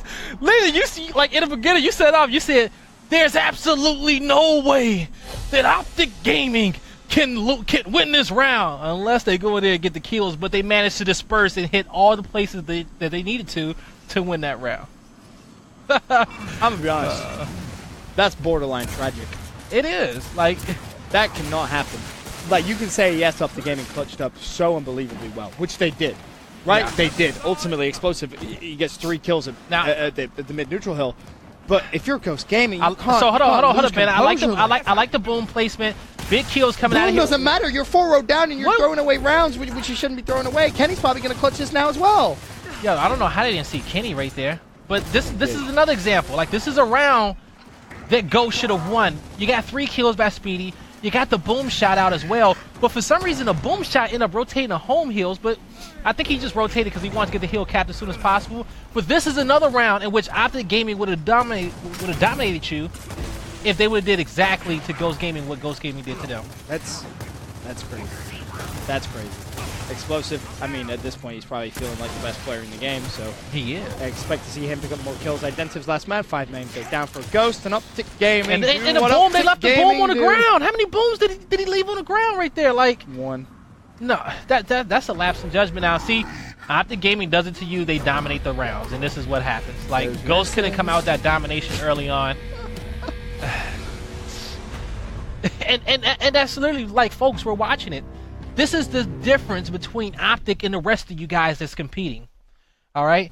You got to figure out a way how to translate those rounds into wins. That you get those advantages early on. You can't let them survive. You can't let them breathe. Like, once you get your hands on their throat, you just got to squeeze. After you lose a round like round 4, I don't even want to imagine what the comms were like. They kicked off the round good, though. They bounced back, and that's why I was trying to, like, cut you off and up here like, yo, hold up. Speedy picking up 3 kills. They got Boom shot out in rotation as well. That Boom 1 is, I don't care where you are, that Boom should never went back to your home hill. That Boom needs to be killing players off of respawn, okay? Guaranteeing kills, okay? You got to have somebody else backtrack. That's a lapse in communication there. Well, Boom was picked up early by Identives. Icy jumped into the action, found himself a nice double. Is he going to be able to find more? Teammates are in support. As we see Sleepy just crawling away. Not going to go anywhere. 5 men down. Of course, this. I'd be very surprised. You see, they've already dispersed. They've already called out. You guys see, they're going around. They say respawn, you get home hill. We get Boom, we push up. You get beat, you come back to us on their home hill. Mental's being annoying. Boom's on the home hill trying to get kills.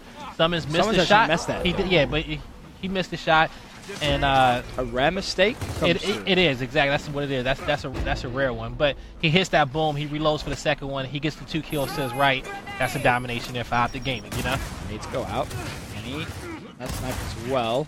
Just looking to converge now on the mid-neutral hill. The Instants are out. Kenny doing his best to just stay alive. Of course, does have sniper out as well. So if he can hit one of these shots, he will delay that push. Ghost. Oh, wow, what? Really? Okay. Come on, Kenny. I taught you better than that. He got the down now. Well, will go down as well. Now for the count. Kenny looking for the double. 3 players actually in front of him putting shots down. So Kenny wanted to clean up that kill, but teammate support seemed like they maybe weren't in sync there. And this has been a round, really, which Ghost need to capitalize on now. OpTicGaming making a fair amount of mistakes here. More players dead. To your point, go for the throat here, right? Yeah. If you're a Ghost, you have explosive up. You got what? Kenny and 2. This is a 5v2. If OpTicGaming walk away from this round, I swear, whoever you pray to, okay, that this shouldn't be allowed. For some reason, see, they had a big community that you see. Identis and Rushies both running to B. That's miscommunication right there. And Kenny, look at Kenny. Kenny's already hitting plat. He's going for the flank. Kenny maybe overextending. Nope, not going to happen. Ribs read that like a book. A's going to be broken. No, Icy's going to be there. And this is tragic. This is absolutely tragic. Ladies and gentlemen. Yo, Optic's going to win this 2v2, and they're going to go get Boom off for respawn. I don't know about that. Icy goes down. You sure? The Explosive's still alive? No. This is the round. Yep, there it is. Okay, there we go. But even that was so much harder than it should have been. Yeah, no, it was way harder than it needed to be. Icy almost clutched up there with those fights, you know? I think somebody from Ghost kind of pulled a pistol there. They just held down those L triggers and got them down in that 2v1 that they were in.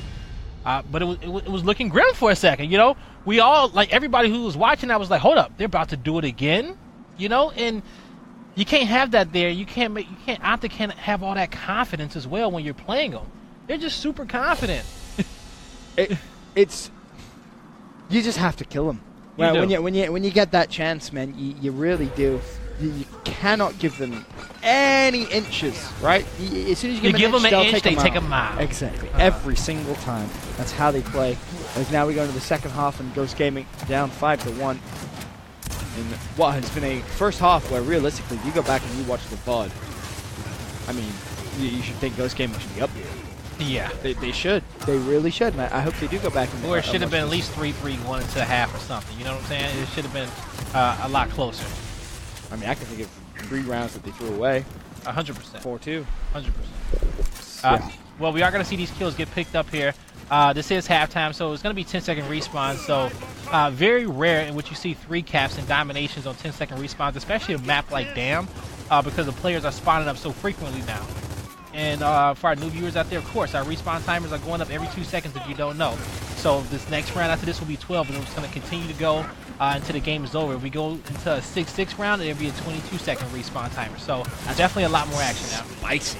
Let me a good round. You know, I love a 20 to 22 second respawn round in which it goes the distance for the points, because then you know, like, that round was lit. Like, everybody's playing smart. They're good at rotations. Here's a thought. You know what I would love to see? Like a mini, as OpTicGaming win that round, a mini tournament where it was like first to 4 rounds, all played on 20-second respawns. You said the first round? First to 4 rounds. Okay. 20-second respawns. It's called execution. What, with a respawn? Well, pretty much you can call it execution at that point, you know? I guess you're right. That's true. That'd be pretty lit. Yeah, it really was, yeah. It really was. Mental has 30 kills in 6 rounds of gameplay. And you know what? Maybe Mental heard me call him subpar. Okay, maybe he heard me call him subpar. But hey, it was truth.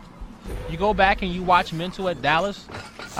He didn't do as much as he usually does, but that should be a good feeling for him as well. And the only reason why I say it's a good feeling is just that the fact is that, you know, you have your teammates who can pick up that slack, right? And Mental's not needed to drop 50 a map for Optic to win. They've proved that. They've won events. You know, they won Dallas, okay? It's not needed, you know? But you do love every time he goes off and makes those flashy plays that we love. Oh, how can you not? How can you not, right? Those Ghost, of course, they do put Boom Shot down early on here in the second half. More of a desperation play, you feel, than anything else. This is a good comeback round if they can kind of get in here, and they're going to translate that one into a round, and that's good. You need to get these kills. You need to get that Boom Shot to that home hill, pick up those players off a respawn, you know?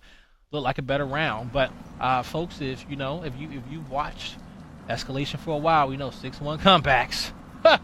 They're very hard to do, especially against this team. I'm gonna say something crazy here, guy. I'm with you. Don't be. You can't beat me. They're impossible to do against OpTicGaming. They're what? Impossible. You can't come back against OpTicGaming. Called them impossible. What? You I said they are impossible. They are impossible. Cannot make a comeback. Oh yeah. Okay, they 6-1 down. It's not happening. Okay, that was some British wordplay. They are impossible. Okay, meaning that they Ain't no one coming. I was about to cuss, but I caught myself. But you know, they the best. Yes. Okay, they the best. All right, I'm with you. The best there ever was. The best there ever will be. They are good. They're definitely the best team in Gears Esports. You know, I got a chance to talk to Prison in Dallas. I think they're the best team in esports. Period. They are one of the most dominant, especially currently. Hey, you can't make a case for that based on the game. I see. And you know, even other esports, you know, may have more teams or whatever, whatnot. It's still the best of the best. At every esport, you have a top 8, your best competition, and this Gears team is dominating the best in their esport right now. You know what I'm saying? This is a 1v1 for the game. Win it.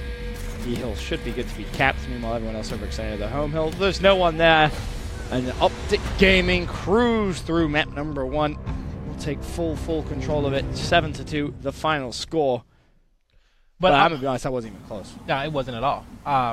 But yeah, as I was saying, you know, I was talking to Prison, and you know, Prison, if you know that when he came into the game at a certain time, you know, Prison never fell out the top 4.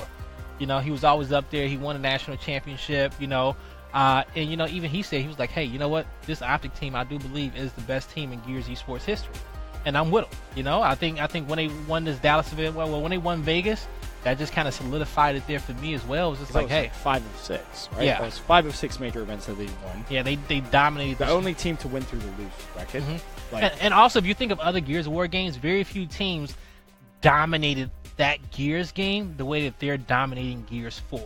You know, if you go back into, let's say, Gears 1, right?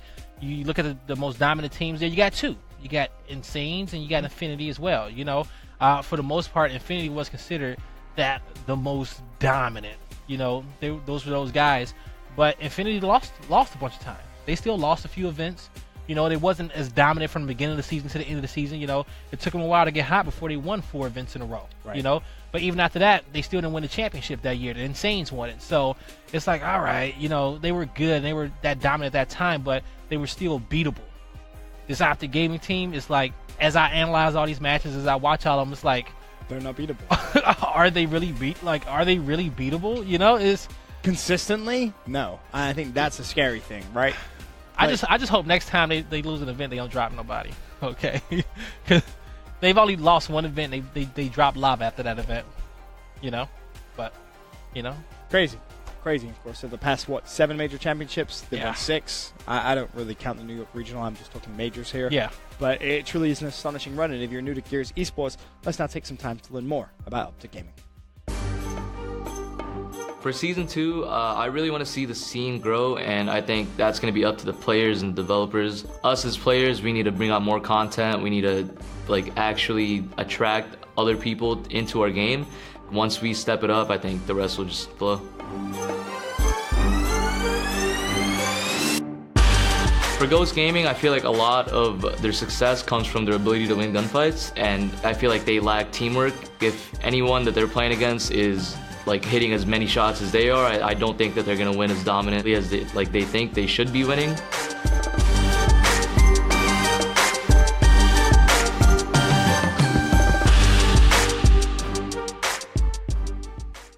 Of course, that a look at OpTicGaming. Are they beatable? I don't think so. No, I don't think so. don't. And what's scary is imagine they go all of season 2 without losing. Yeah, that's the crazy part. But guys, if you was here in the beginning of the show, okay, we told you something awesome. We were giving away a gold lancer, okay, from Chris Kringle himself, okay. Chris Kringle. Benton Bow. You know, ain't that Santa Claus name, Chris Kringle? Is it right? That's the least popular one. That's the least popular. Saint Nick, Saint Ben, Chris Kringle, right? But his name is Chris Kringle, right? You on your own, big I'm on my own. Can I get some help? Chris Kringle, right? Everyone is laughing at you, which to me means you probably wrong. But it is, right? Thank you. All right, thank you. Somebody told me, like, maybe it's been like, you know, a few other Santa Claus names that have died over the years, okay? Saint Nick, whatever you want to call him. I'm just going to call him Saint Ben here. Okay. Okay, giving away a gold Lancer skin, you guys. All right, so a gold Lancer, not a Lancer skin, a gold Lancer, a whole one, life size, all right? So we got three questions going on in the chat, okay? Make sure you're watching on live.gearsworld.com. If you're not, you better hurry up and get over there as soon as possible.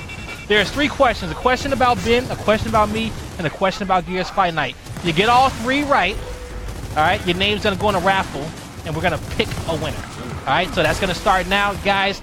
Let it go. Ask the questions early on. You got 1 minute to answer each one of those. I was going to say, this map probably isn't going to be very long, so we're going to want to get those questions in relatively quickly. Because if map 1 was anything to go by, OpTicGaming, well, they're pretty good at video games. Let's just say that. Of course, they're going to be our blue team. GhostGaming, our red squad. On map number 2. And already you see that fight for B still ongoing. Mental dropped a serious amount of numbers in map number 1. Explosive will have to leave Mental to die there, though, a little unfortunate for him. But again, the fight for B still ongoing. No, Ghosts still haven't capped their home hill. OpTicGaming did cap theirs, so they have earned themselves an early lead. Yes, they have here. And now you got Optic pushing in. They still want to get control over this B hill, but Ghosts, they're putting up a fight here. You're going to see a flank mid-map by Sleepy Time. Looking to push out. Him and Rushies will be able to take out. That was Kenny mid-map. Icy's still alive, managing to find a way out of the smoke. He got one. He knows he has been a 1v2. He has right-hand advantage. He's looking for more cover, but he's going to run into a third Ghost member that he's going to die by. And now Ghost still having Cat B, but they also don't have their home hill as well. See if they're going to be able to retake control of that mid-neutral hill. Of course, Ghost do get it. Home hill goes in their favor, but OpTicGaming now with a big lead. Summons is there on B, already decaps it, and now thinking about maybe actually just backing away here. Just want to stay too long. Maybe want to assist here with Kenny on the other side of the map. Kenny's in a 1v4. It would have been majestic if he was able to walk away successful from that situation. Mental's OE12 towards that C hill. So overall, a quarter of the way through round number 1. It's a little chaotic. I expect things to maybe calm down a little bit here. As OpTicGaming once again retake control of B. Identitas is going to go down. And this is kind of the effect of those 10-second respawns now. Yes, it is here. And now a little Santa Claus, okay, information for you guys, since you want to make me look crazy. I didn't want to make you look crazy. All right. Early U.S. Santa Claus's name was Chris Kringle. Okay. You want to know something funny? Santa Claus isn't from the U.S. Okay, his early U.S. name. But he is an American. He's from the North Pole. So I don't That's care very, about very... names. Okay. Okay, you know what? Since you want to come out. Justifies your logic. Okay, but his early name was Chris Kringle. Okay, then the Dutch came in and was like, no, we ain't having that. We're going to call him St. Nicholas. All right? And boom. What, do you know why he's called St. Nicholas? Why is that, man? He's giving. He's giving out presents. Mm-hmm. That's the what? What? It's the patron saint of giving, St. Nicholas. Okay, cool. You didn't know that, did you? Yeah, I know it. Yeah, I know it. Okay, in my house we didn't celebrate Christmas. Okay, so my bad if I'm. Really? Yeah, I didn't celebrate Christmas in my house. You know. So my bad if I'm not up to date on my Christmas knowledge. It's okay. I'll catch you up. All right. I got you. I'm gonna buy you a Christmas tree and we can celebrate together. Yo, for real? Can I go with you, Chris? Absolutely. Yeah, I'm more than welcome. You are more than welcome. I really don't act like I won't buy my plane ticket. I'll buy your plane ticket for you. Yo, right? Yo, I might use my mouth. Hey, we're gonna talk about this more afterwards because I might actually go with you for Christmas. I was thinking about it. I was gonna stay in my apartment. Really? Yeah, I was chilling at home. No. I was gonna play video games. No. That's what you do when you're like 12. And drink a bottle of Jack. That sounds like a very fun time, right? Sounds like a great Christmas there, guy. Hey, I'm gonna have fun. You know? As your best friend, I can't allow this to happen, guy. I'm gonna show you the Christmas spirit. We'll talk. Mince pies. You ever had a mince pie before? I don't think I have. I'm pretty sure I probably have one. I'm buying you a mince pie. I'm gonna bring you a mince pie tomorrow, actually. You are? Yep. Ooh. And you can Snapchat yourself eating it. Make sure you follow Guy on Snapchat. I'll post it on Twitter. All right, that works too. I got y'all. All right, guys, but gonna be going into this next round here, and as you can see, just taking a look at this board here, was looking at the kills. It was a hard fought round right there by Optic. You know, we know early on in that round that Ghost seemed like they had an advantage here. They picked up a lot of kills in the map, but they just didn't have their home hill, and they gave Optic too much time to breathe. You know, they gave him too much time to make a comeback. But Rushy's gonna make first blood right here. Mental is gonna clean him up as well. 4v4 situation. Mental gets another one, but Speedy comes out and he's gonna trade off there with him. Now, big kill for Summons, and he's going to drop here as well. Now, you got 3 members down of OpTicGaming. What can Ghost do here? They definitely need to at least come out with a 2-cap and a setup until the rest of their teammates can't respawn. Problem is, those slow respawns could cost them. You mentioned the 2-hill setup. That seems to be the game plan here. A and B locked in now for Ghost Gaming. They'll be able to find more. Is the question. It doesn't look like they're going to be able to do so just yet, so OpTicGaming survive. Now look, try and break the mid-neutral hill here. We'll see how that's going to go down. You see right-hand advantage, but he got caught switching weapons. He's going to back out, and he's going to pay for that one. He goes down as well. Optic with the numbers here. Explosive is looking for a way to get 2 kills here. He knows that the guy is still down. He's going to have help top tables as well. God. Rushies with the trying to get it with the last-minute save, but he goes down as well. That's 5 men down. Summons. He capped his home hill. He was top tables, assisted in that fight with explosives. He's in a perfect position here to get this domination. He knows. Oh, all he had to do was stay there. I think he's regretting it. I think someone was trying to catch him off guard. I think Speedy thought similar to you, right? Like he's going to stay in the hill. Let me see if I can make the elaborate play. If he connects with that kill, we probably sit there and say, smart play. In hindsight, he stays in the hill. He gets close to the trip cap. If he had a smoke left, I'm not sure he did. Could have arguably thrown that out maybe a little sooner too, but. But I think if he would have stayed in the hill, I think we got the domination by a split second. You think? 100%. Yeah, I was fully confident in that. But one thing to take notice of, he capped his home hill. He went top tables. I think he may have won a 1v1 up there. But you saw all those players from Ghost mid-map, and he just had free lancers on him the entire time, and Explosive just couldn't do. He just had all the help in the world there. Optic won. They got the wipe. Domination came through. So that top table control. For all you home hill players out there, take notice of that. If you guys aren't winning that fight in open, sometimes give them up open. Give up open. Give up open and make sure you take control of the top half of that map and get that support in, get the extra crosses in for your squad. We have a trip cap domination coming through here for for Ghost Gaming. Not going to be able to lock it in though, because there you see Icy on that C hill. Explosive could wrap down towards B if he wants to, but looks like he's going to rotate over to top the tables. Identity is going to be up there. Red Mind, the point lead here, strong for a Ghost Gaming guy. 156 to 131. Yeah, not that strong. Okay, it's just a slight lead. Anything can happen, man. And this is escalation here, but Explosives, Optic, they're gonna push across.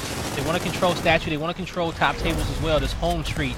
Oh my God, it's happening again. They want to put their stamp on it. Summons with a flank. He's gonna buy his team some time to get in here to try to close in on his home hill, but they're not gonna be able to.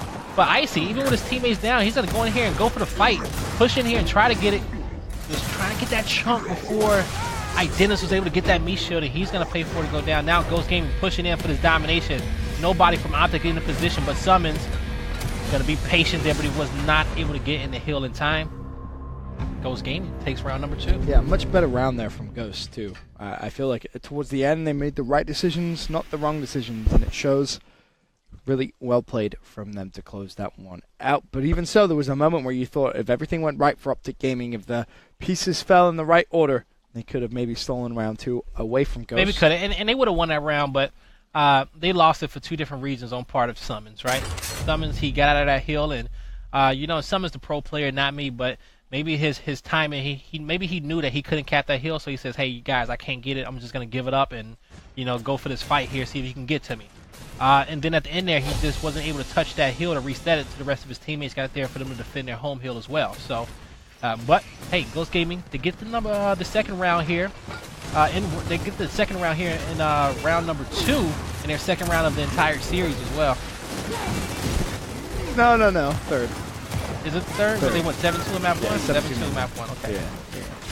Credit where credit's Apologies, due. Yes. Credit where credit is due. I fully agree. I will say GhostGaming looking a lot more comfortable here on Foundation. They are. 100%. A lot more comfortable. And this is their map pick. But it's weird because when you think about it, this historically was OpTicGaming's strongest map. I think damn now, towards the start of season 2, You got to go for Summon's top table with that snipe. You see Summon's, look at the pistol shots coming in. Look at all the damage just coming out there from top tables. And if he's going to be standing there, you got to aim that sniper up and just take his face off. Potentially, Sleepy can try and find one. Nope. Just swing and a miss. Not explosive. Oh, trying to cover the cut. And explosive is just now going to push. That's a 2v1. You expect to see Sleepy fall here. Done a good job of staying alive. The support is coming through. Somehow still alive. Now there's more. The 1v1 or the 2v1. Oh, Twisted boy. became a 2v3. But That's it. If you don't know that shot, you guys, I'm not going to name it, but if you don't know that shot, you need to learn it. You need to be able to curve your shot around corners like that. All right, up A's, and he was on his left hand there as well. What was the movie with the curving? Thank you. See, he's already in my head, guys. Okay. Okay, you need to be like Wanted out here and just curve those bullets around those corners and get those chunks. It's crazy. You see Explosive do it time and time again. Makes it look so ridiculous. And in Gears, when it comes down to the movement as well, there's certain movement and certain shots that every player should have in their arsenal. It's like, if you're on a basketball court and you just got certain moves and crossovers as well, right? That you could do at any given time. Some players don't have shots like that perfected, and you need those shots in your arsenal. So when you're in 1v1s and you have to clutch up, you got different tools to use. You got different moves to use to come up clutch, If you're doing the same thing, these players will figure it out. These players will know. Definitely will. But in terms of this round, 110-107, unbelievably close. OpTicGaming, though, look to keep a 2-1 hill advantage. Mid-neutral goes back over to Ghost. See for how long will OpTicGaming be able to hold this 10-point lead you expect for a while, but here comes Ghost again. They put pressure on the C hill. OpTic actually back away from that one. Kills as well coming in here for Ghost. This is looking good here for them to potentially take a 2-1 hill setup. Yes, it is. They just need to push through. They're trying to control home street. Well, they will have to set up optics trying to control home street, but Speedy's going to miss that shot. They got a chain revive going down over there, but Ghost, they should come out here with the man advantage, and Summons is going to run away. I was almost scared for a second that Optic was going to get the revives there and be able to push in, but Ghost managing to clean it up here, getting the call-outs. Speedy needs to call out that this guy is down here. His teammate ran past him, and if the call-out comes through, that guy stops, and it's like, hey, put these shots in. We're going to see if Summons can make a play here for the game. Summons is across map on a home hill. He's fighting Identis, and what's a B? He's gonna go down there. Yeah, somebody did make it to B. Mental made it to B. Now he has to recognize he can't stay in cap. Got to rotate. His teammate's going to be coming up swarm, which means he has to make his way to Ghost Hill. Does he have the time? I don't think he does. He will fall, and Ghost will take round number 3 here. Give him a 2-1 advantage. Ghost with the first lead here in this series, looking good. This is definitely a map that we've seen them and OpTicGaming go toe-to-toe on before. Take it down to the last final rounds here. This is exactly what they need here because they are down 1-0. I'm looking at this weapon placement now. Yeah, I am too. I'm curious. Maybe Nade's mid-map. I'm thinking Nade's mid-map here as well. Maybe you go for statue right away? Ooh, okay. Spicy! Okay.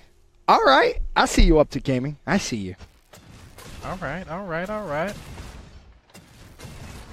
You know what? And this is going to be interesting. This is going to be interesting because I want to see how many players from Ghost is going to go fight for this drop shot, or if they're going to keep it simple here. And both teams will send 4 players over here. They're going to send 4 players over here to fight. Ghost sent majority of their players through close, so they can kind of get over there uncontested. Riv's going to come to this fight late, but he's having to push down here because Bensel got a big double kill mid-map already, and he has to get over here to contest it. So now Riv's rushes. Can he hold off Optic? I don't know, it's a question. Gonna see Idenna's making big plays over there on the other side of the map. Rushy's gonna take down Mental. Ribs is still over here being annoying. I'm so impressed by Ghost on this map. Yeah. I am. They just seem so much more comfortable than what we saw in map number 1. Here's the problem, though. They didn't manage to get control of drop shot. The sniper rifle in Identive's hands. He's going to need to maybe make a play here, but you see the drop shot coming out. Of course, for OpTicGaming, they're still trying to put pressure over on the home hill. Finally, they decide to back away. Optic should now have a 2-to-1 hill setup. Identive still with sniper, though. Looking to see if he can find anything at all on the OpTicGaming player capping the home hill. 2-to-1 fight down low at B. Make that a 2v2 now, actually. Rushies could be the first here for Ghost. Yes, he can here now.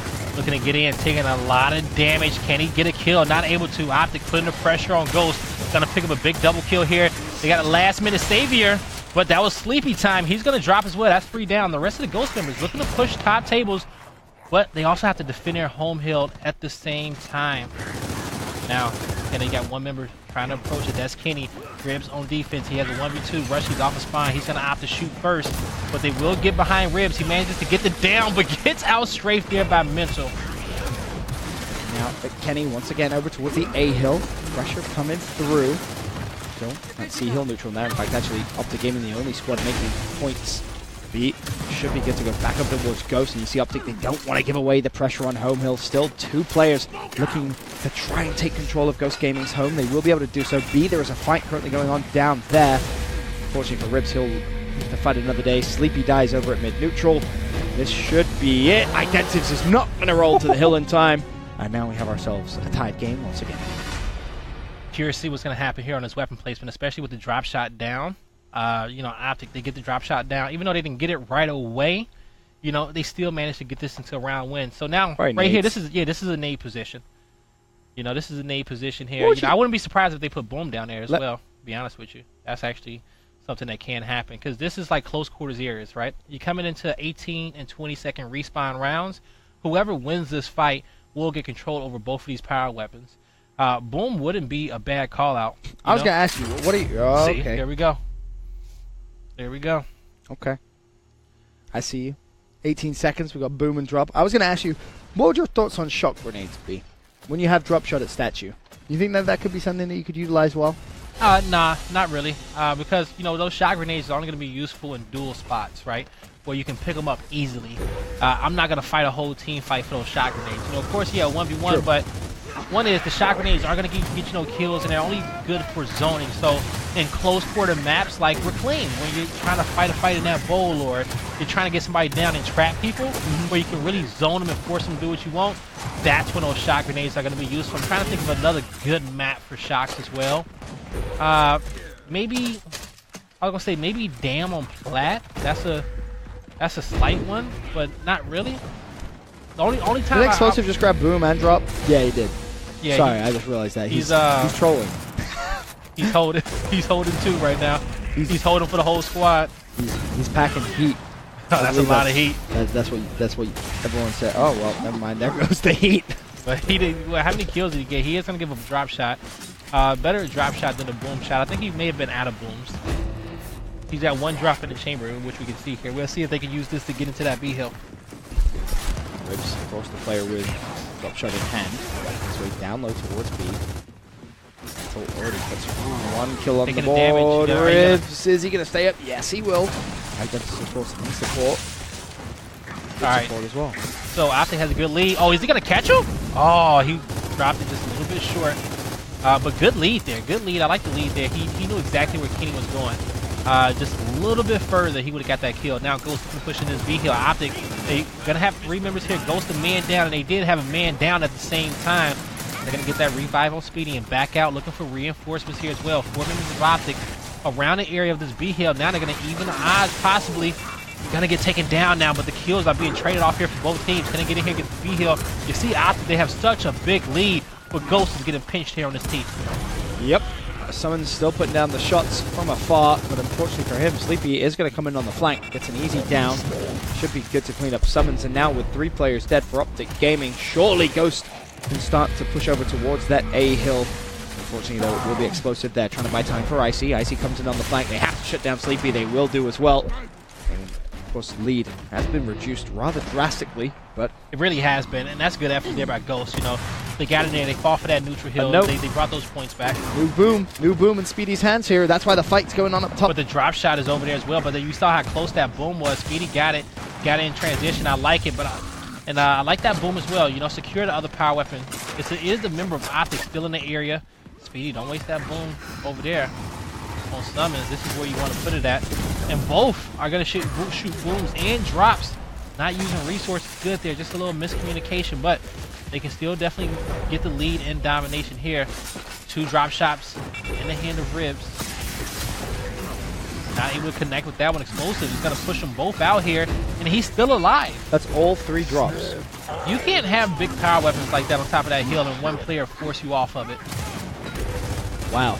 You know, it's 2 of you guys in the area. You know, don't get me wrong, it's explosive, but still, like, you need to... You can't respect him that much. Yeah, he can't push you out. And now look at the problem. Kenny, he's overextended towards the C-Hill. Right behind him, and he's getting some crosses in. Oh, Ghost. The C-Hill should be good. 2-to-1 hill advantage. Rushy should take C once again. Did OpTicGaming do enough, though? That's the question. They defend their home hill, and this one should be good on points. 3-2 advantage as we go to the final round of the half. Yeah, Ghost is making a good comeback there. And we saw all these hills being decapped. I think another 1v1 was lost over there on top of that B hill to give Optic back control over it as the rest of the members from Ghost was fighting for Optic's home hill. But, you know, Ghost, they had 2 booms. They got drop. Still plenty enough time in the round for you to make this comeback and get this domination and pick up these kills, but just not able to close that round out. Now they're going to choose to take off Sniper. So, hey, they like the boom drop combo. I'm all about it as well, you know. Going to come down to this fight in close and who comes out on top, especially with 20-second response. I want to point out, you definitely annoyed Mental. You definitely did. Map number 1, my man's was about to drop 50 kills if there had been more rounds. Now, 29 at the half. Well, we're not even at the half.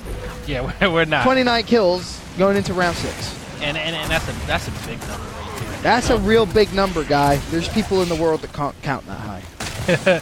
Especially, and you also got to take into account this, how fast, you know, we don't have a stat in which, you know, how quick each one of these rounds is ended.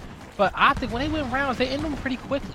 All right, so especially in that first map, you know, you got 30 kills, you know, around the halfway point, and you're ending rounds in 30 seconds.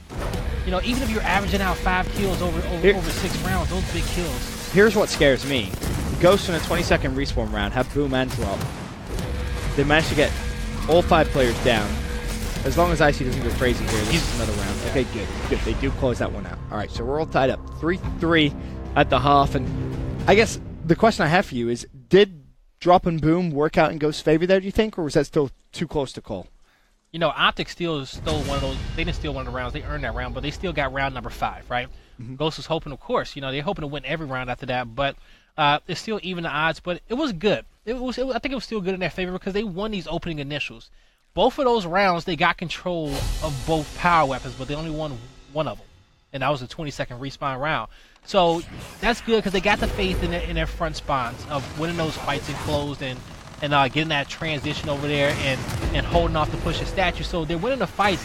They just have to translate them into domination. So it's even, but their strategy, it worked out. But just like all these other teams, when you have these advantages over Optic, you have to figure out a way how to close these rounds out. Just definitely do. Already early advantage back in OpTicGaming's favor. As we go back to the second half, the respawn delay goes down. Mental, IC both pick up headshots. Ribs and Speedy dead. And instantly IC, he knows what he has to do. Pushing over towards WorldBestGaming home hill. Needs to be careful not to get a little too overzealous here. Does have a little bit of time. Blind fire over the cover, up A. That's a wrap for you, Sleepy. Oh, Ribs. Night. Careful. Now the help comes in. Bear in mind that E-Hill's still neutral here. No one's actually played for that just yet. You can see you have both teams really putting a lot of emphasis on that home hill setup in the second half. It's so difficult to break. That up A shot off the left hand around that cover is just so dirty. You know, I'm just thinking about it in my head because that player has a right hand advantage, and typically any player with a right hand advantage should win that fight. You know, if you play it smart, you know, you have right hand advantage. It's an advantage. That's why we call it right hand advantage. You know, and especially in third person shooters. You know, any other third-person shooter you look at, you know, you're going to have a one-up on somebody if you play your angles right. So for somebody to have the disadvantage in that fight, but come out of it so many times with a victory. Oh, wow. That's no. You're good. You're valid. He You're backed valid, up. Kenny. He says, "Yo, okay, come here, squad. I kind of almost screwed up for a second." Now Speedy, last man currently alive. This other players will be coming off respawn. If Icy wins this, which he does, in fact, that's a trade, but the pressure will come in on the home hills. Cavalry in support, explosive, mental, Kenny, all trying to go for the trip cap domination. Downs coming through, but Ribs does not want to give away the round just yet. Explosive looks back, hunts Ribs down. Ribs still alive, finally falls. Now you have Speedy getting caught in the cross from Summons again. Trip cap still coming through. Summons making sure no one overextends. That will be the round for OpTicGaming. OpTic comes big this round. You know, one thing about them as well is that as they pick up these kills around the map, they're keeping tabs on you, right? Very rarely will they let you break out of that spawn without having to fight them one more time, without being forced into that team fight. We see some other teams get these wipes, but they leave so many openings for teams to get out their spawn and, like, let's say, you know, they get out their spawn, they go fountains or welding, and they push down to that B hill, or they manage some way to get to mid-map and cause some other drama. You know, I feel like OpTic always have all those lanes covered. 36 kills. And 7 rounds. That's a lot of damn kills, Benson. Okay, like I said, this man is averaging these 5 kills a round. That's borderline insanity.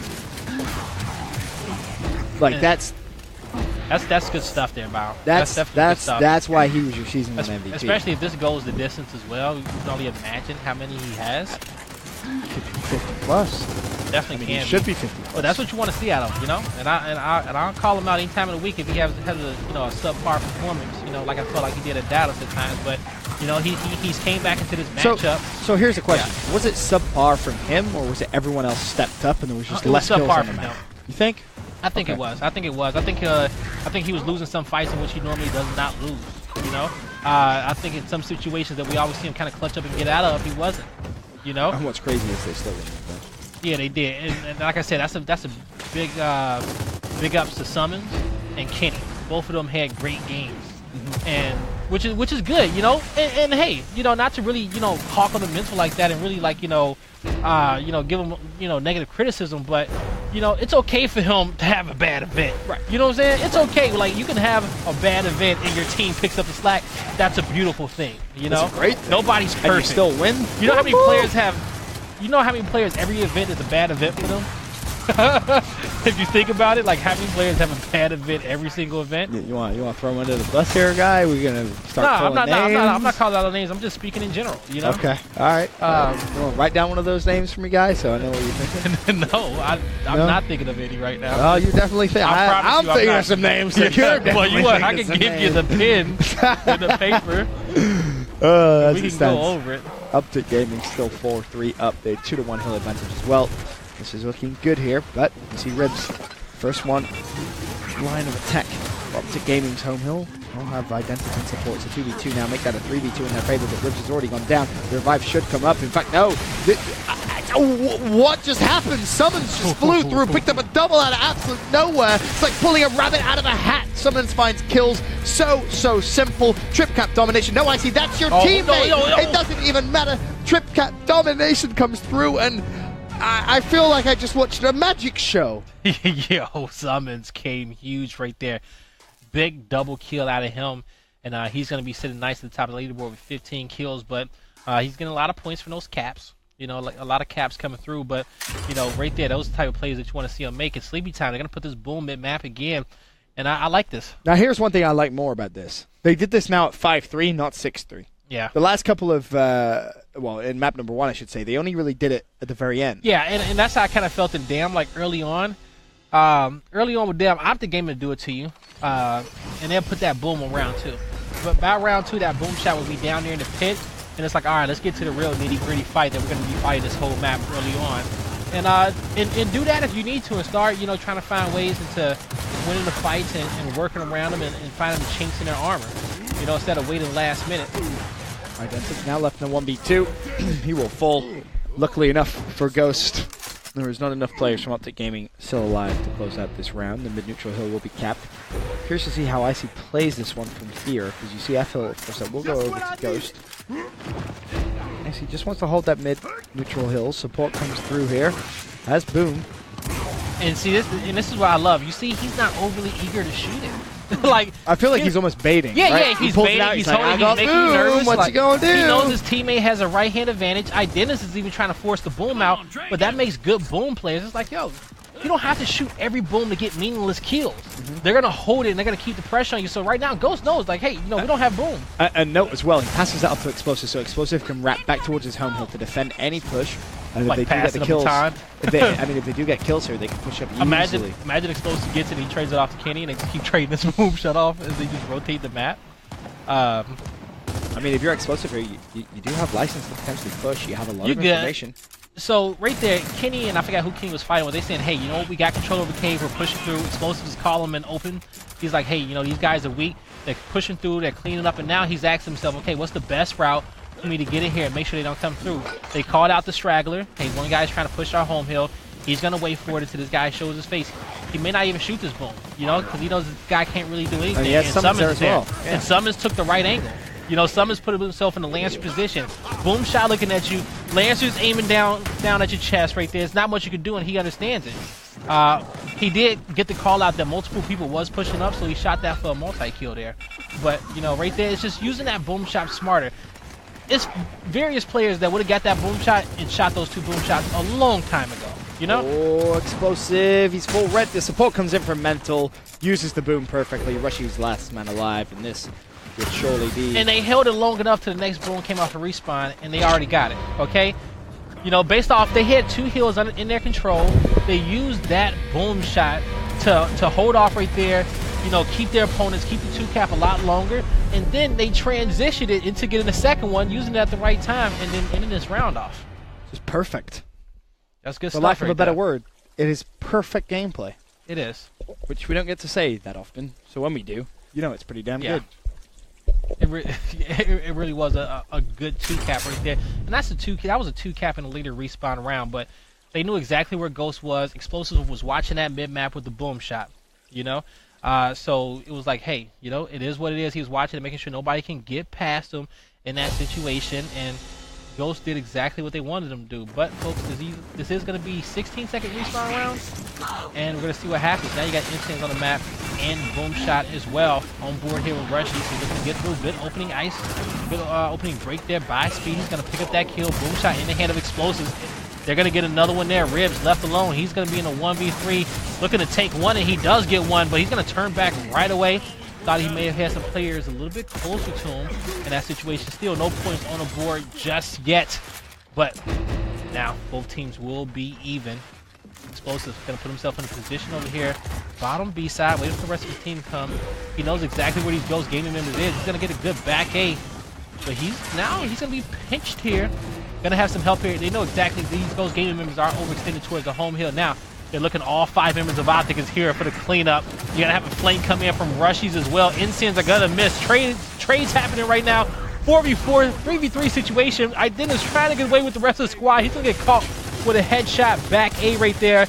And now a trade's coming in. It's just a bloodbath over here on the fountains. But this is what makes Ribs such a good player. He recognizes instantly, I'm last man alive. Let me get some space between me and the rest of OpTicGaming. It's a 1v1 essentially for the game. He's trying to buy his teammates some time. Does just that. Neutralizes E. Icy's still over there as his summons. Smoke goes out. Ribs full red. Can he just wait an extra few moments before his teammates get there? Doesn't look like he's going to be able to do so. More kills come through. Icy cleans up the double. Teammates should be able to get mid-neutral. Icy gets a triple. Icy looking for more. Is there anyone else even left on the map? That's the question. Speedy waiting for Icy to push. Is this now where OpTicGaming put the final nail in the GhostGaming coffin? We're still close in points. But in terms of kills this round, guy, it has been all OpTicGaming. Yes, it has been. And, you know, just good dominance out of them right there. That boom shot is on the map, so we will see. The respawn should be coming up here sooner rather than later. And now, with 2 heals in their favor, OpTicGaming looking good. Can't go. They need to get this kill. They need boom control speed. He's going to be able to pick it up right now. Now, they need to get this E hill. That should be an easy one for them. They also can't let Optic overextend. You see Icy, he's pushing for your home hill already. So he's already making that next play to get over there and get D and keep his team alive. But he's going to be caught in another 1v1. He's going to get the down that he needed. Couldn't get the cleanup. And now he put himself in a difficult spot, but he does have help coming. He's going to buy time till his teammate gets there. Now, Ghost Gaming, they're going to get pinched from both sides, but still a 2v2 fight. Any team can win it. Ribs gets the kill on Explosive, who came in with the late reinforcements. Icy's still alive. He finally goes down, but Mental gets one. Looking for the second. He gets two. Oh, no. Can he stay alive here? The blind fire to drop the meat shield. It's happening again. It's happening again. Oh, the melee came out by Rushies, but he almost did it right there. Almost. Bear in mind, Speedy still has Boom. Now the trip cap domination coming through. Explosive really should have no right to even touch this hill. Boom out. Boom kill. Summons now charging. Will he get the reload? Yes, he will. Has to take himself down as well, though. 177, 178. It's Ghost now with the advantage. OpTicGaming. They have to go, and they have to go now. Someone let someone sneak by as well. It was Rushies. Such a smart play. Let Mentals go right past him. And that will be the trip cap domination now coming in for Ghost. This will, at minimum, be the round just based on points, but much better from Ghost, although you have to say again, OpTicGaming did have their chances of closing that one out. Ghost looking good, 6-4. We've seen a lot of teams blow 6-4 leads. You know, Ghosts have made these comebacks before. For Ghost to get here against their match with Epic, we talked against their match with Echo. We talked a little bit about it beforehand. They played Reclaim Foundation Forge. First map was Reclaim. Echo won at 7-4. Second map was Foundation. Ghost won at 7-4, but then they went to that tiebreaker. These guys were down 6-4 beforehand. They made the comeback against Echo, so they're definitely resilient here. So, you know, I think they can still do it against these guys as well. If it's going to be any map, it's definitely going to be this one. Now, going into this next round. Ghost backs against the wall. OpTicGaming at the championship point. Also, North American 2K final. And they build themselves another big push in terms of pro points as we saw throughout Season 1. Explosive with Boom, Explosive with a pick as well on Ribs. There's more players pushing, but they're dropping like dominoes. Identives, last man alive. We saw him do it last round. Can he escape with his life? He's running, but Explosive catches him with a Boom. 5 down. Surely now, trip cap domination inbound. The D-Hill is being capped. Explosive there. Now with Mental, it's Rushies all by himself in a 1v2. Hold that, says Icy from downtown. Oh, the Insin catches him. And OpTicGaming will be your North American 2K champions. Once again. Once again. For the 100th time ever. You know, and Mental finished with 53 I think kills. that's what, 4 2Ks in a row? 4 events in a row? 53 kills. 53. Insane, right? Okay, I get it, Mental. You heard me talking about you. Don't trigger Billy like that. I'm going to do it on purpose at the next event, just cuz. Just like, yeah. Okay. Billy I'm going to make sure he's standing right next to me when I do it as well. Just have him sat front row. Oh, yeah, Mental doesn't look good coming into Mexico. Oh, no, he doesn't look good at all. Yeah. 53 kills. Yeah, you dropping 60 on every single map. That was insane. Okay. That was awesome to watch. But, you know, this 2K has been fun so far. It has, and of course, this was our last Gears Fight Night of the year. It really was. It was the last one of the year. Of course, next time we see you, it's going to be 2018, and we're probably not going to have Christmas hats on. Well, we might have Christmas hats on. Yeah, we might. And but I will say, when it comes down to the prizing, let's see. Okay. You're out here reading. What are you reading? No, I was. No, I was just saying that when it came down to the actual prizing, that we are going to tally up all the people who got the right answers. I told you. I knew that there was too much information. Well, whatever, but we are giving it away. We'll find out who someone has won. But we do have a list of everybody who got the right answers, okay? So I'm just telling you. So what we're going to do, this is what we're going to do. Here we go. Because guys taking control. Yeah. What we're going to do is going to get the list of everybody who has the right answers, okay? They're going to randomize that. Random. And Ben's going to get a name. I'm going to get a name. And Ben's going to tweet who wins. I'm going to tweet it. We're going to tweet it. We'll both Well, you're going to tweet it from your Twitter. We'll both tweet it. Then yeah, we're both, fans who don't follow you, yeah. So we'll figure them out. We'll have their we'll have their Xbox Live gamer tag. Yes, we will. So we'll make sure whoever managed to get. Well, do you want to read out the? Let's just now, for those of you that may have got the questions wrong, let's actually read out the questions one more time and actually tell you the correct answers. So we'll start with the Gears Fight Night question, right? Because you asked how many different casters have been on Gears Fight Night. The first question that you asked was Gears Fight Night. How many different casters have been on Gears Fight Night? Yes, that was the first question. And this is a trick question because even I got this this wrong. I got this wrong myself because I was like, wait, you know, I thought it was 4, but it isn't. It's actually 5 because it's been me, you, Rich, Fallout. Yeah, we can't give the answers now. Yep. And who was the last guy? It was me, you, Rich, Fallout, Waddle. Yeah, so yes, 5. Waddle. So we have 5. It was 5. It was 5 casters on Gears Fight Night. So that was the first question. Then the second question was your question. So mine was what was the first MLG event? What was my highest placing at an MLG event? and what year it was. Now I don't think they. It's all. At first I was asking what event, what year, and what was the placing. Okay, so I don't know which one of the questions that they asked you out of the 3, but it was 7th through 8th, Anaheim, 2009. 2009? Yeah. Okay, I was gonna say 08 there. I was close. It was 7th through 8th, Anaheim, 2009. Then my question, which I'm most proud of, is how many times has Fallout beaten me at Gears of War 4 on LAN? We've played in 4 series overall. I gave you a couple of answers. I gave you 0, 1, 2, 3, 4. Answer is 0. He's never beat me. Never. And we played 4 times. So that was the one trick question out of all of it. It was 0. So yeah, we'll see how many people got all 3 right. Because if you got all 3 of those right, you deserve a gold Lancer. You do. So stay tuned, and we'll find out exactly who won that, and we'll tweet it out after the show as soon as we get the information. But is that our last match for the night, right? Yeah. Yeah, that's it, right? That was our last fight night for the year. Okay, so I want to make sure I wasn't just. I was making sure we wasn't just throwing into a commercial. I was like, oh, we're going to a commercial back. Okay, that's the last one. All right, guys. Yo, happy holidays. Yo, we love you guys. We do. You know, we're happy to have another Gears Fight Night here. There's been a lot of Gears Fight Nights this year. The season ended, but we've had a lot of Fight Nights as a whole this year. Some good ones, some bad ones, some historic ones, you know. But all in all, you know, hopefully you guys are having fun when you're watching these. Yeah, because we're having fun doing them, and that's what matters the most to Guy's point. Hopefully everyone is enjoying them.